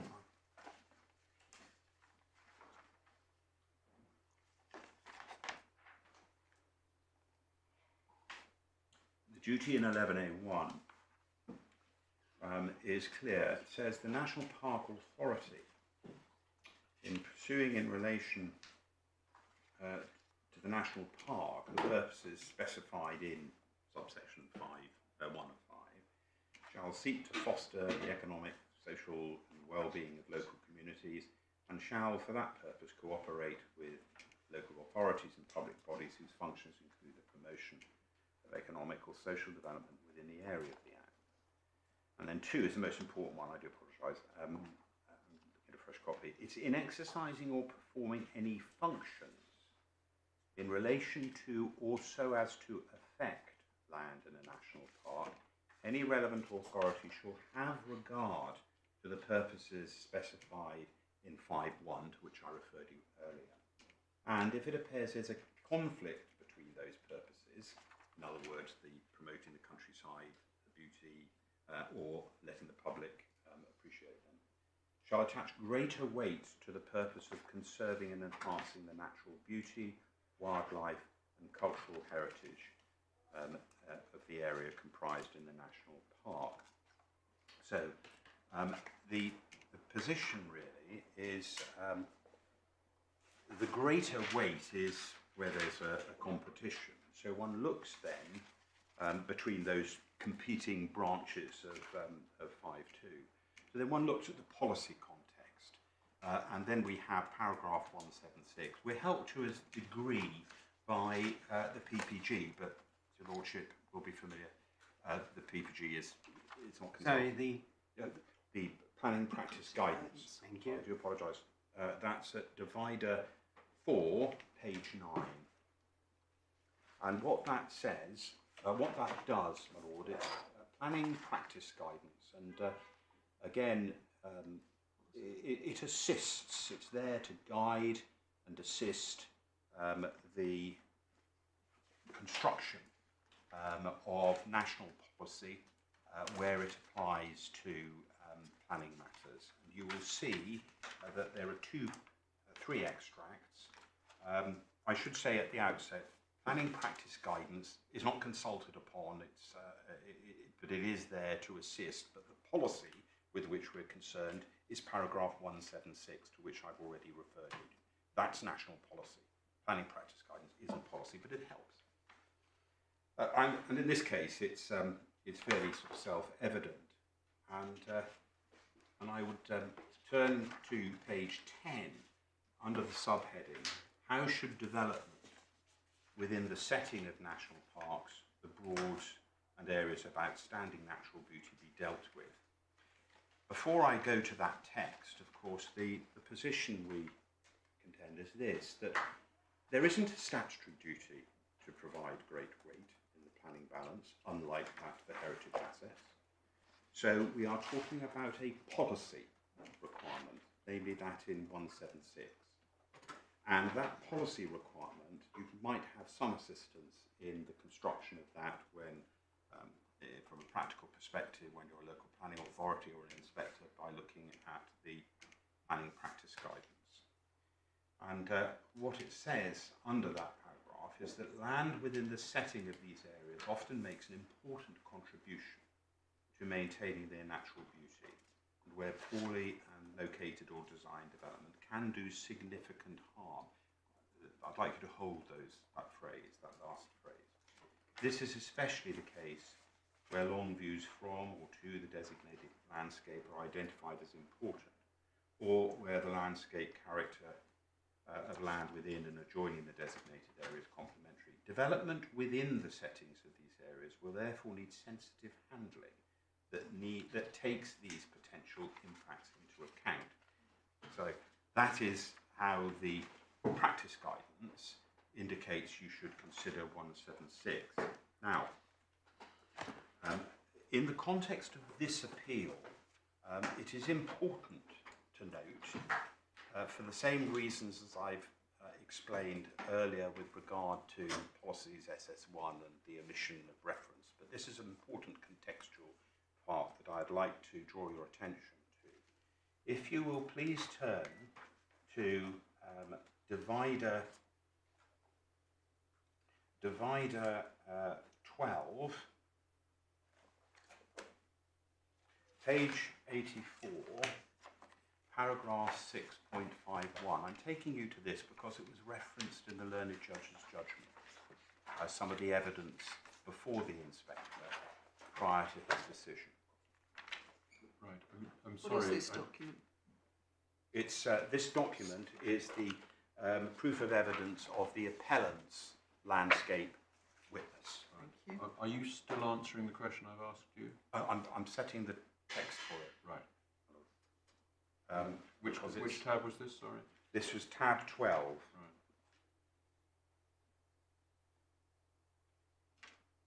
I'll ask you to read 651. It's there that it was referenced by the learned judge.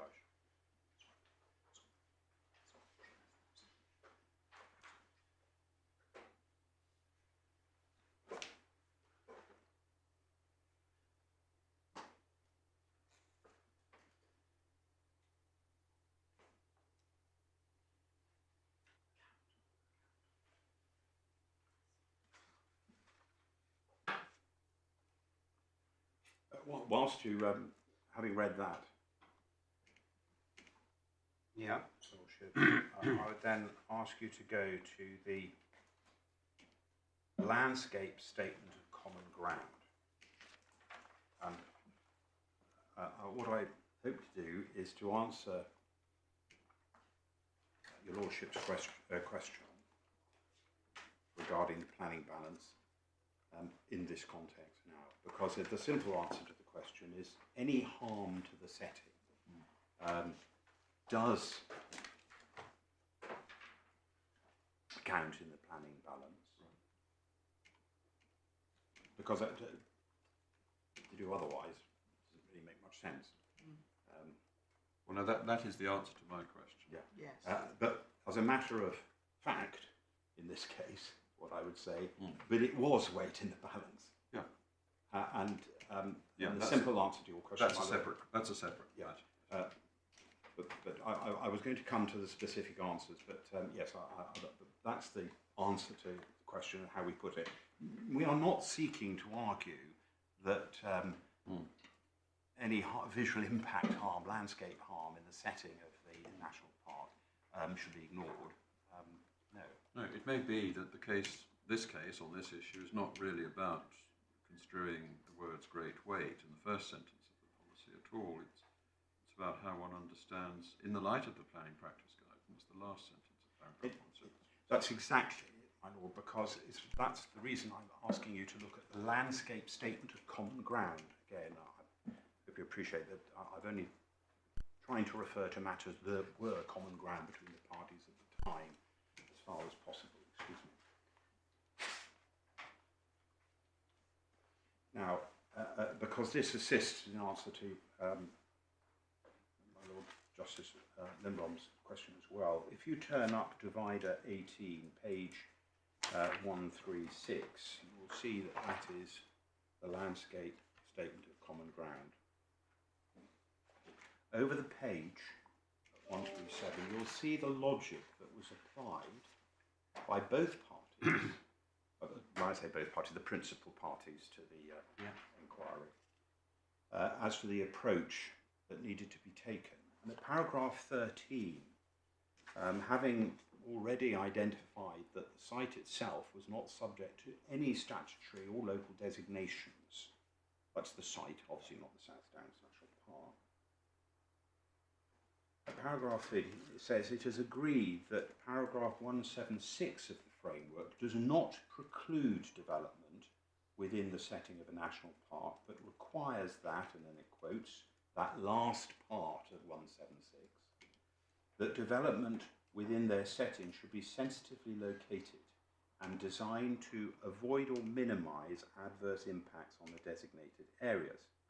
It also provides that great weight must be given to conserving and enhancing landscape and scenic beauties in national parks, which have the highest data protections. But the parties agree that the setting of the national park is one of the key landscape matters to consider. Again, to confirm the answer I gave to your question, my lord, that's how it was advanced.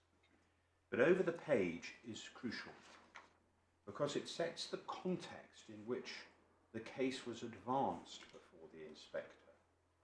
And indeed, it sets the context to the reasons that he gave in respect of landscape harm, including that to the setting of the national park. The National Park Authority actually didn't oppose its development, I mentioned in passing. And this is important. You'll have seen it referenced in the judgment. and a number of landscape studies have been undertaken. They present a fair reflection.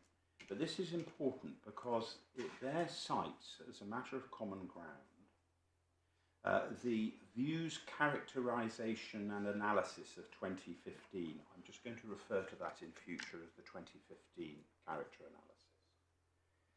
analysis, which identifies specific viewpoints which are representative of the views from the park. It's agreed that view 31 from High Down Hill is the view which is most relevant to the setting of the appeal site. So it's a matter of common ground. You also have an understanding now with the documents that were sent to you electronically yesterday and by paper today.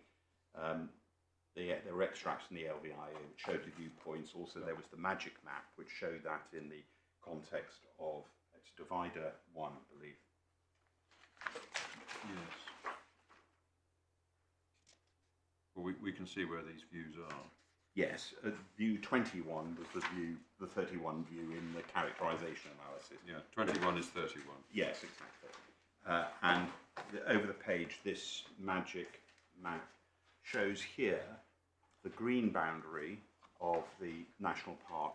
But my lord, it's important when, and it helps, I hope, to understand his judgment about other development already extending further to the north towards the national park than that's proposed. That line is the line for the development, and indeed the development, the built development, concentrated in the southern part by the railway line in any event. And you've seen that. I can show you that from the illustrative master plan, but I don't think I need to for the purposes of my submission unless you wish me to. But going back then to this statement of common ground, the excuse me. And that's actually referenced, this view, in paragraph 46 of the decision letter. But what's important about it? Could you just explain the point? The importance of it is the justification for seeking it, for relying upon it, because what it does in paragraph 16, it describes the site from which the parties agreed was the most important to assess the setting. No dispute there. And it indicates that it includes the densely populated coastal towns of Worthing, Ferring and East Preston, which reduces the remote qualities associated with the elevated viewpoints from the park. Extensive, this is the important bit, the extensive sea views are the main focus, and therefore this view is representative of sea views from the national park. And it also makes reference to the guidance that characterisation and analysis study provided. And that's important in those 2 bullet points. It makes reference to maintaining the undeveloped character of towns within the national park. Well, that doesn't arise in this case. It never did, because we're outside of the national park, but in its setting. But ensure that development outside does not block or adversely affect the quality of views towards the sea. So it was agreed between the parties the most important aspect to consider, the most important objective for the purposes of the national park was to maintain the sea views. And the second one, that any built development is integrated, that's outside the park, is integrated in terms of scale, form and materials. Now, I then, my lords, maybe then turn to, and that is why I had asked you to look at that and the evidence referenced by Mr. Self for the council. There's also a summary that is referenced, and I won't go to that unless I need to, from the planning witness, namely Mr. Hutchison, on behalf of the appellant, who said that, well, in the plans I recognise that great, I ought to turn it up, it was referenced in the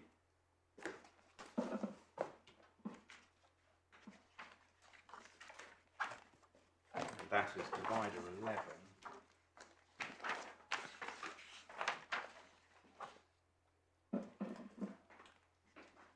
Divider 11, page 57, paragraph 851, 8.51.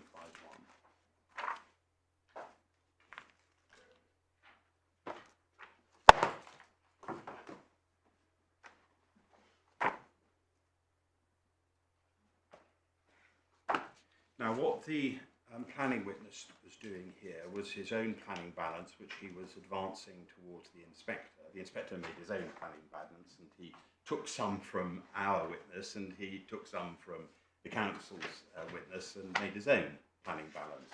But it was referenced in the judgment in the court below, and it was there said by Mr. Hutchison, "I attach great weight to conserving and enhancing landscape and scenic beauty in the national park. But in the present case, the proposed scheme could be carried out without any significant harm." Significant harm, that echoes, of course, the planning practice guidance. "The development would not therefore conflict with the relevant NPPF policies relating to the setting." And then over the page, he makes the point that paragraph 176 does not require nil detriment. And indeed, that was a matter of common ground as well, to which I've just referred to you. "Instead, schemes should be designed to avoid or minimise impacts." And then he references the paragraph 176. 854, even though Mr. Self concludes that the proposals would not materially impact on the setting of South Downs, I have adopted a precautionary approach in light of 176 and would be prepared to afford up to moderate weight to the adverse effects of the development on the wider area, including the setting. And the importance of that is to consider the objectives that this impact on the setting was being judged against. And those are the objectives in the statement of common ground, it was agreed, which the views to the sea shouldn't block or otherwise interfere. And it is that context that was applied when Mr. Self gave his evidence in his planning proof, and it is that where Mr. Hutchison, in adopting his planning balance, recognised that, well, Mr. Self says no material harm, but he's quite happy to put it in the balance. And my lord, and that's what he did. Is that what the inspector was doing at the end of paragraph 47 of the decision? Yes, was he associating himself with in paragraph 854 of Mr. Hutchison's proof? My lord, I think that's correct. And what he was doing here, when I take you to the landscape section, it starts at 35. And there was considerable landscape evidence, needless to say, that was deployed at the inquiry. And he deals firstly with the fact it's not a designated area. That's in paragraph 35. He makes reference to the LVIA, and insofar as that is concerned, I can take you to it. There was no complaint with the matrix, and what Mr. Self indicated there would be a moderate adverse visual effect in year 1, which would then go down to slight at year 15. He deals with the landscape value of the gap from 38 to 43, but the importance of the decision insofar as this appeal is concerned are paragraphs 44 through to 49.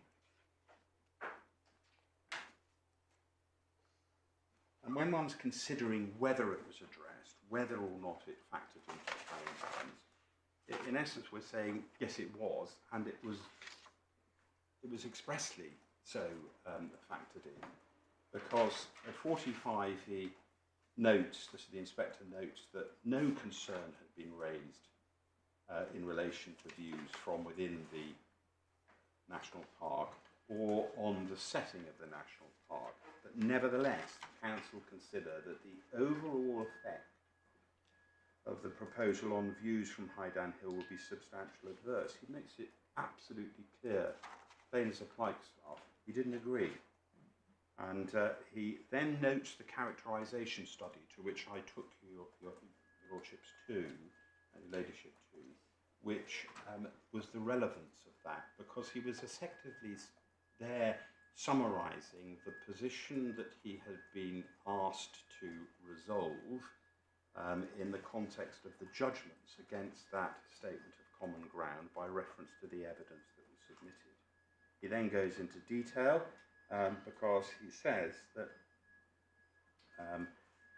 that notwithstanding, he cited that, you've already read it, but he then says that even though the proposed development would be visible in the midground view, it would nevertheless be seen in the context of existing development, much of which already extends further north and in closer proximity to the national park than would the proposed development. And my lord, you can see that from the plans that you've got, but I don't want to descend in a judgment on that. It's merely a factual reflection of what is there. He does then say that I accept that the addition of built form would result in a clearly perceptible and noticeable change in the existing view. That is in effect a reference to the landscape value impact assessment. I'll refer to it as an LVIA from now on. I apologise, I hadn't done so earlier. But that is an important component of such an appeal as this, because of course you have to be able to assess as a decision maker what the visual and landscape impacts of a proposed development would be, particularly as here it was in the setting of the national park. So that phraseology was a reflection of the LVIA matrix that was used. But it says, though, it goes on to say that extensive views to the sea, the appeal site would be seen in this context, but extensive views towards the sea and the tranquility within this part of the national park would not materially alter. In other words, it's more of the same as another way of describing it. It would be seen in the context of existing built development, but the focus of the views towards the sea would be the same. And while I accept there would be a change to view, I concur with the appellant that the level of harm would be moderate, adverse and not significant. Well, that was the visual impact that had been assessed by the appellant's witness. So insofar as the landscape and visual impact, year one, it was moderate, adverse, as opposed to beneficial. So he's clearly doing exactly what he is required to do in terms of resolving the issue between the parties. And then that's in respect of High Down Hill. He then does the same in 48 when he's talking about the other most prominent views, which were High Down Rouse and the car park. Again, concentrating on the views towards the sea. Indeed. Yeah. My lord, yes. And in paragraph 176, again, you see that reflects the language of, 176, and also the statement of common ground, what the parties knew what the issue was and how it was to be resolved. And he said that in view of its location towards the southern end of the site, that's where the railway line is, existing development, and the limited impact on views from within the SDNP, which would be moderate adverse, as you can see from 47, I therefore consider that the setting or views from it do not consider will be materially affected. And there's no mystery or no mistake or no omission in that, I respectfully submit. What he was talking about were the objectives of the national park and the views from viewpoint 31 from High Down Hill. And those objectives in that characterisation study, in those two bullet points in the statement of common ground, as it was more of the same, whilst there would be a moderate adverse impact in terms of new built development in the mid-ground, as it were, it wouldn't materially impact upon the significance of those views. So that's how you reconcile the finding of harm, to put it simply, at the end of paragraph 47, with the overall judgment he was called upon to make. I go further than that, my lord, because in essence, yes, but if it's alleged that it wasn't somehow put in the balance, it manifestly was from later on in the judgment. Not judgment. Well, let's just, before we go, I know you're going to the overall balance at the end, and I know that you light on a particular passage there which we need to look at.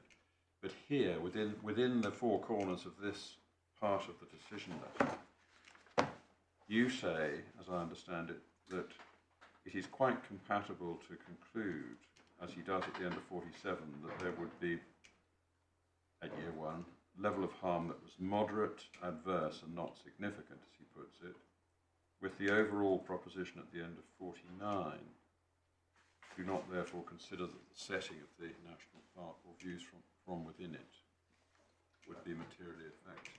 Yes, I do. You say that he's looking, as it were, as a whole at setting and views at the end of 49, which takes on board the particularity of his conclusion at the end of 47 about particular views, in particular from High Down Hill. Yes, well, he's addressing in 49 in particular paragraph 176, so he's identifying, having gone through the various assessments of the views, he's then, as is clear from the opening sentence, and what he's doing there is addressing the 176 policy and whether, in effect, it conflicted with that. He's not saying there was no harm, but having already made reference in 147, he's then looking and applying paragraph 176, namely that I deal with this. I deal with this in my skeleton at 72 onwards, page 27. That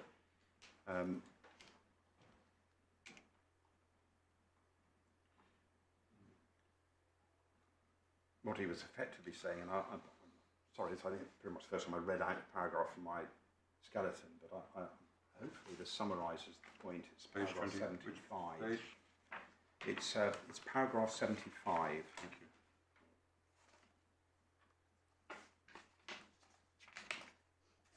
Read 74 first and then 75. I had gone on to discuss significant harm, where that phrase came from. It comes obviously from the PPG. 74, once the distinction is understood, the whole thrust of the decision letter from 44 to 49 is perfectly clear. The inspector found the national park setting would not be materially affected to a level that would breach the national policy provision. Therefore, contrary to the judgment below, the inspector was not concluding there were no adverse effects at all, simply that the level of harm did not breach paragraph 176 and was not sufficient to be significant. He concluded, we say correctly, that he didn't reach a conflict with 176 within the overall planning balance because he made his judgment that that wasn't conflicted. And it wasn't irrational, consistent. I'm not going to go to my skeleton, but I want to go to the decision letter because this is important.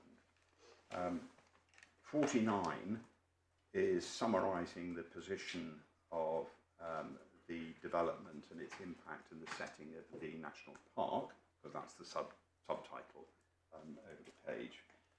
He then goes through 46 through to 48, summarising in 49, but he continues, this is all under the heading, don't forget, in the decision letter, of landscape on page 222. It's been subdivided in landscape value of the gap, setting of the national park and views from within it. Localised impacts were then dealt with from paragraphs 50 to 56, and on that he disagreed with many of the appellant's arguments. But overall conclusions, drawing the above threads together, which must necessarily include those in respect of the national park and the setting. Says, drawing the above threads together, I do not consider the proposed development would materially affect the setting of the South Downs National Park, the wider landscape, or undermine the existing physical or visual separation between the settlements of Goring by Sea and Ferry. However, I do acknowledge, he goes on to the local community. Sorry, I acknowledge the appeal site is valued by the local community and that its loss would result in some harm in this respect. He goes on to say, I've also found that the proposal would adversely impact on a number of visual receptors, which would result in some further harm, and I consider these further as part of the overall planning balance below. So he draws all the threads together in this paragraph, and then, in effect, he summarised it in paragraph 57, but he summarised it in the clear context that despite there being some adverse visual impact, they wouldn't materially affect the objectives of the national park. And also, when he goes to his planning balance, it doesn't really add very much more because he's already drawn the threads together, but at page 230, at paragraph 84, he goes through his planning balance, and 84 is where he says that it would involve the loss of best and most versatile agricultural land and would have an adverse impact on a number of visual receptors, but he only affords them moderate weight. That would be consistent with the moderate adverse impact. But that really, all that does is repeat paragraph 57. He's already drawn those threads together. So, my lords, my lady, So in summary, so really distill it right down, and I hope not over-distill it. Just coming back to 47 and 49, he finds harm, but the harm, you say, does not attract any weight in the context of the policy in paragraph 176. And that's to be taken from the phrase material, not materially affected at the end of 49. no, Do you say that's, yeah, go on, what do you say? I say that's probably distilled it a little bit down too much on the basis that he has quite clearly indicated in this section, don't forget it's entitled, look over the page on 223, it's all under the heading, setting of the national park and the views from within it. So all of this is in the context of him bringing the submissions together. And what I say is that in terms of visual impacts, he said moderate adverse, and he says that, there we are. It's in the same sentence, and this is where I think, this is where I respectfully submit there was a misunderstanding, which is not a fair construction of what he said. What he said, there were extensive views to the sea and tranquility. Those were the focus of the views. Those were the objectives in the characterisation study. And he said that in that respect, they wouldn't materially alter. So, but while I accept there will be a change to the view, and that's not going to be positive, any change to the landscape in terms of resulting in built development is recognised to have an adverse landscape impact because it's no longer landscape in the context of open space. But what he said that if you read that sentence fairly, I concur with the applicant that the level of harm would be moderate adverse and not significant. And the significant, of course, goes back to the planning practice guidance. And so what he's saying there is, yes, there's an adverse visual impact, but when you look at the objectives of the park and the principal values of that view, which is the focus of the sea and the existing built development in the foreground, that's not materially changed. It's not saying there's no harm.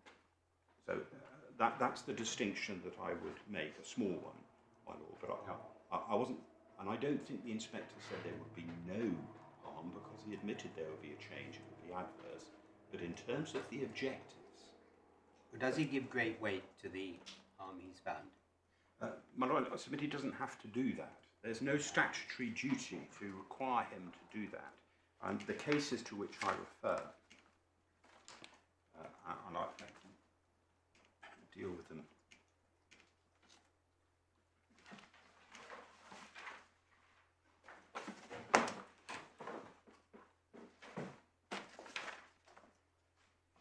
So if I indicated earlier on, my lord, the statutory duty in the 1949 Act is a bespoke test. It's not a planning test, and that is something to which, when the objectives of the national park are, I'm summarising, I hope, fairly in play, you're to have regard to those objectives in in section 5. It's not the same as for heritage, where there is a specific duty, significant weight by statute is required to be given to impacts on heritage assets.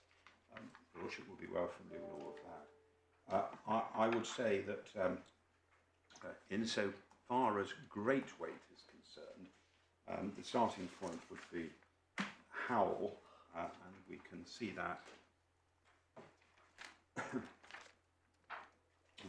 it's at the authorities bundle, divider 18, page 419.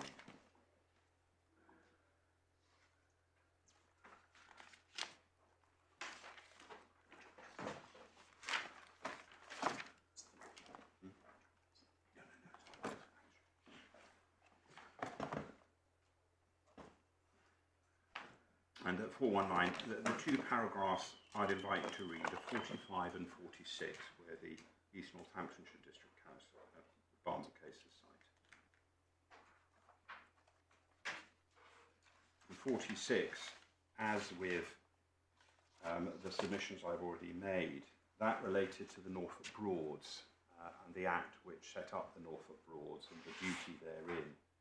And it's very similar to that in the 1949 Act, as you can see from the authorities that I handed up electronically yesterday. And you'll see that what the judgment of Justice Cranston said was, unlike heritage, if I may paraphrase, the planning authority is not required to have special regard to the matter, as does section 66, but simply to have regard to it. And in this respect, the 1988 Act follows other planning legislation. For example, and they're all the examples that I handed up yesterday electronically. To have regard to a matter means simply that the matter must be specifically considered, not that it must be given greater weight than other matters. Certainly not that it's some sort of trump card. It does not impose a presumption in favour of a particular result or a duty to achieve that result. In the circumstances of the case, other matters may outweigh it in the balance of decision making. On careful consideration, the matter may be given little or any weight. And then, What was the language of the policy he was dealing with there?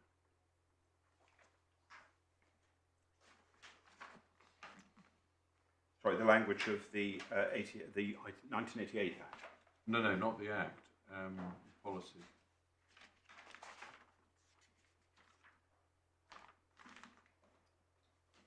It was an internal wind turbine case.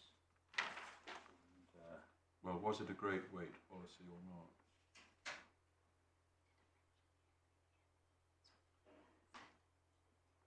This wasn't an NPPF policy. No.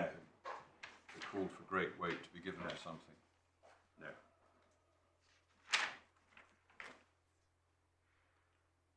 Well, you said in answer to my question that great weight did not have to be given to this aspect, right? So I'm not right. You said in answer to my question that great weight did not have to be given to the moderate adverse effect of the views. No, my lord. Why do you say that in the light of the terms of the first sentence of 176? Because the paragraph 176 has two components.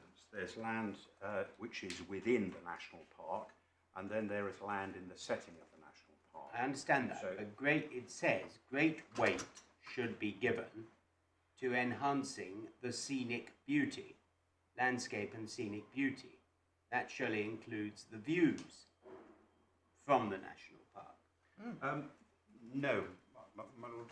Why do you think say that- no? I say that because if one goes to the terminology of 176,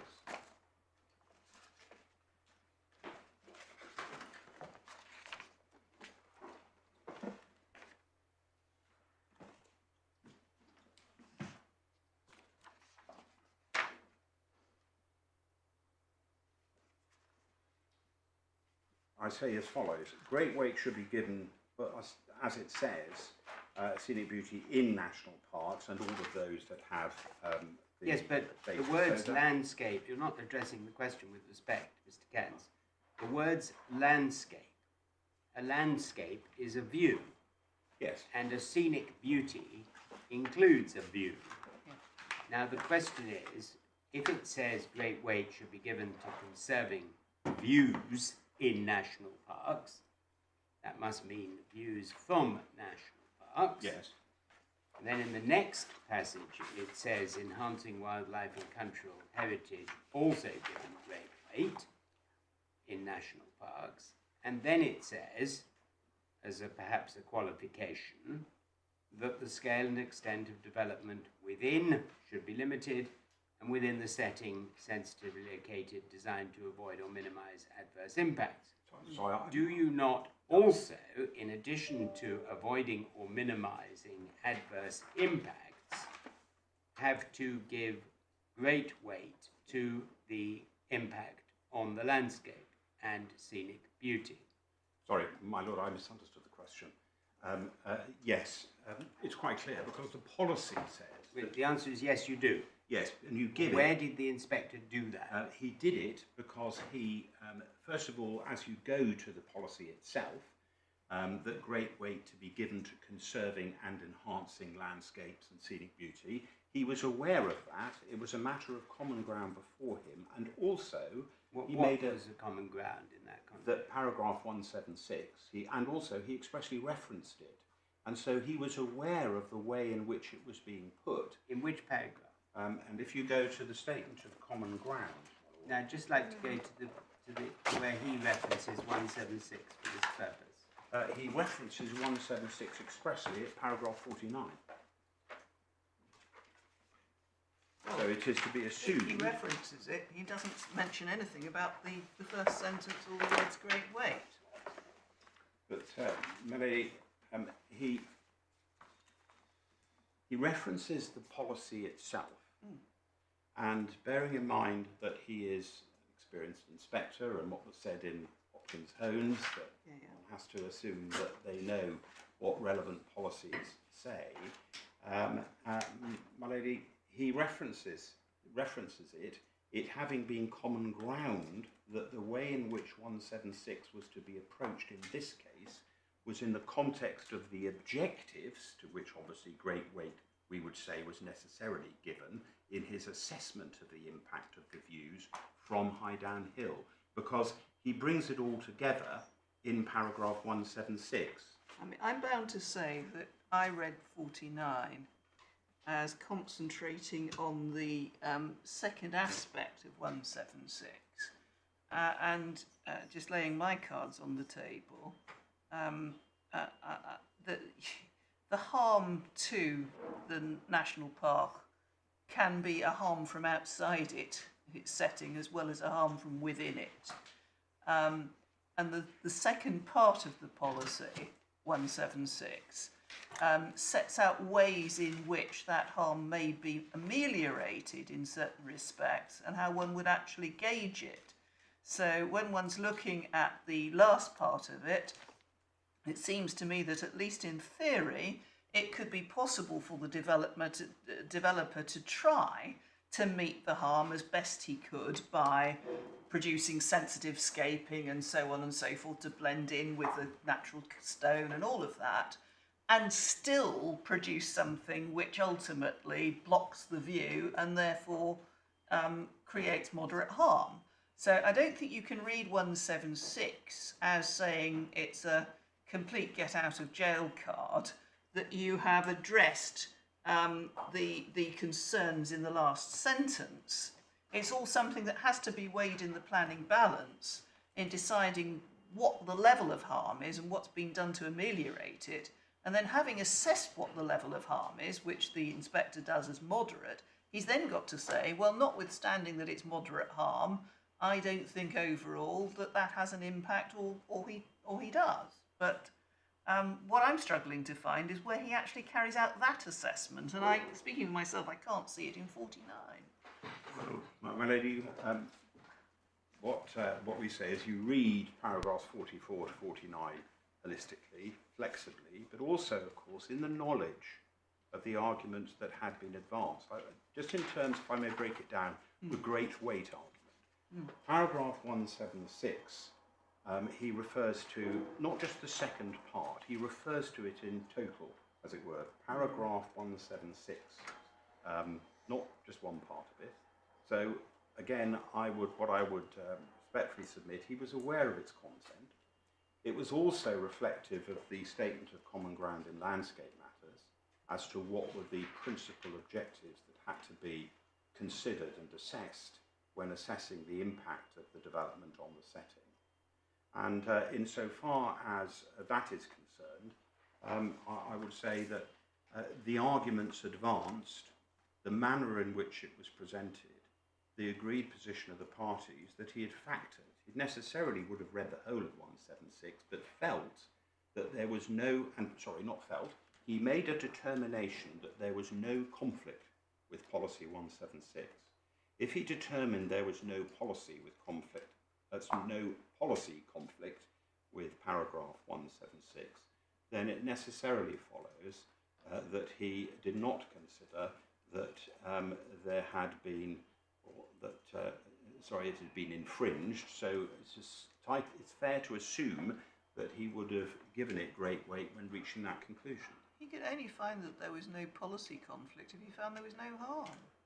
Well, he didn't find that there was a material impact in the context of the impact of the development on the principal views which were the subject of his consideration by agreement.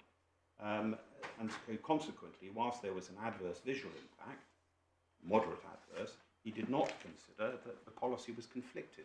But it's entitled to assume in those cases he had already given great weight. He doesn't mention great weight, does he, in the decision at all? He doesn't. Can I also make one point about the mentioning of great weight? Great weight wasn't mentioned in the council's case. It wasn't mentioned in the closing submissions. So again, it's a bit, we would say in terms of prejudice, well, because there was no reference to great weight, there wasn't a statutory duty to apply it. It was national policy. He did refer to the policy concerned, but in the closing submissions, there was no reference to great weight. The judge in the court below made reference to paragraph 99 in the closing submissions. But again, that's not, that's page 166, divider 19. There's no dispute, is there, Mr. Cairns, that the first sentence of paragraph 176 was engaged in the present case. There's no issue about that. There's no issue about that. Well, it's referenced by Mr. Hutchison, which I took you to. So your submission is, as it perhaps has to be in the circumstances, that one has to infer from the very fact that he undertook this, you would say, meticulous assessment himself, evidence the giving of great weight to the conservation and enhancement of landscape beauty in the national park. That is, I think, how you ultimately have to put it. Well, yes, my lord, but I took you earlier to the judgment, the proof of evidence of Mr. Hutchison, where he referenced Mr. Self, and that's quite important because that is the way in which we put it. And that is, I wouldn't go behind what my planning witness said, and that's at page 57 to 58 of divider 11. And what I respectfully submit is when you take that along with the landscape statement of common ground, one can necessarily infer that this inspector, having been directly focused, had his attention directly focused upon that in the evidence and upon the statement of common ground, and indeed Mr. Self's evidence as well, that he factored that in when he made his decision that paragraph 176 was not conflicted. Can I ask you this? Can you look at paragraph 154 of the judge's judgment? And she seems to identify two flaws. And I want to ask you what your submission is. She identifies a flaw in failing to take into account his finding that the level of harm would be moderate adverse in the planning balance. Now you say he did, for the reasons you have indicated, that it's referred to in 49, referred to again at 50, whatever, and then comes into the planning balance that way. Now let's assume you're right.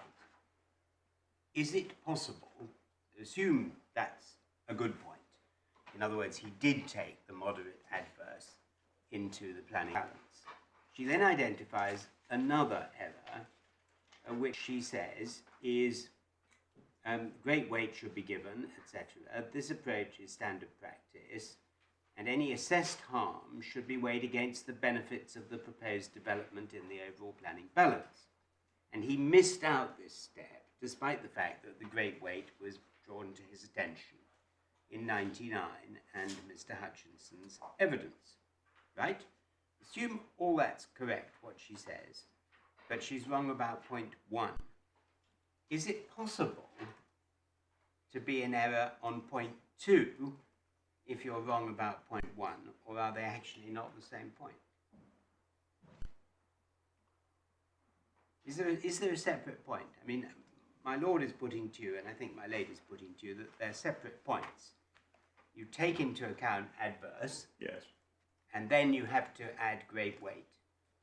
And I just want to know whether you accept that they are separate points, or whether if you do take it into account, and you've read the paragraph which says you should give it great weight, you've done enough. Or do you have to take it into account in the planning balance, and then give it great weight in some other way?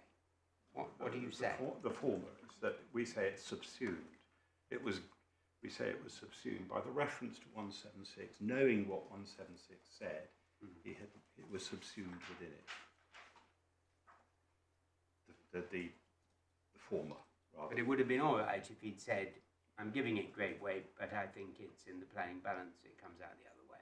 It wouldn't make.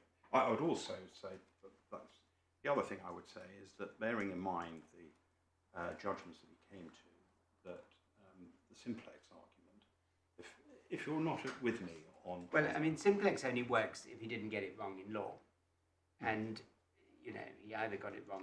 This is a question of whether he applied the right test in law. And if he didn't, he didn't, and if he did, he did. We say he did. Well, I know you did. I'm just trying to work out whether the 2 steps in Mrs. Justice Lang's argument really are 2 steps. Well, my lord, I say actually there was only a need for 1 step, which is the reference to 176, and that the decision of the inspector was that he decided that the appeal scheme didn't conflict with that national policy. So therefore, you didn't actually have to say it. It was. It's not an incantation, and that's come from one of the cases to which I refer. No, I don't think I think we've got all that. I mean, it's a substantive point. That's the substantive point.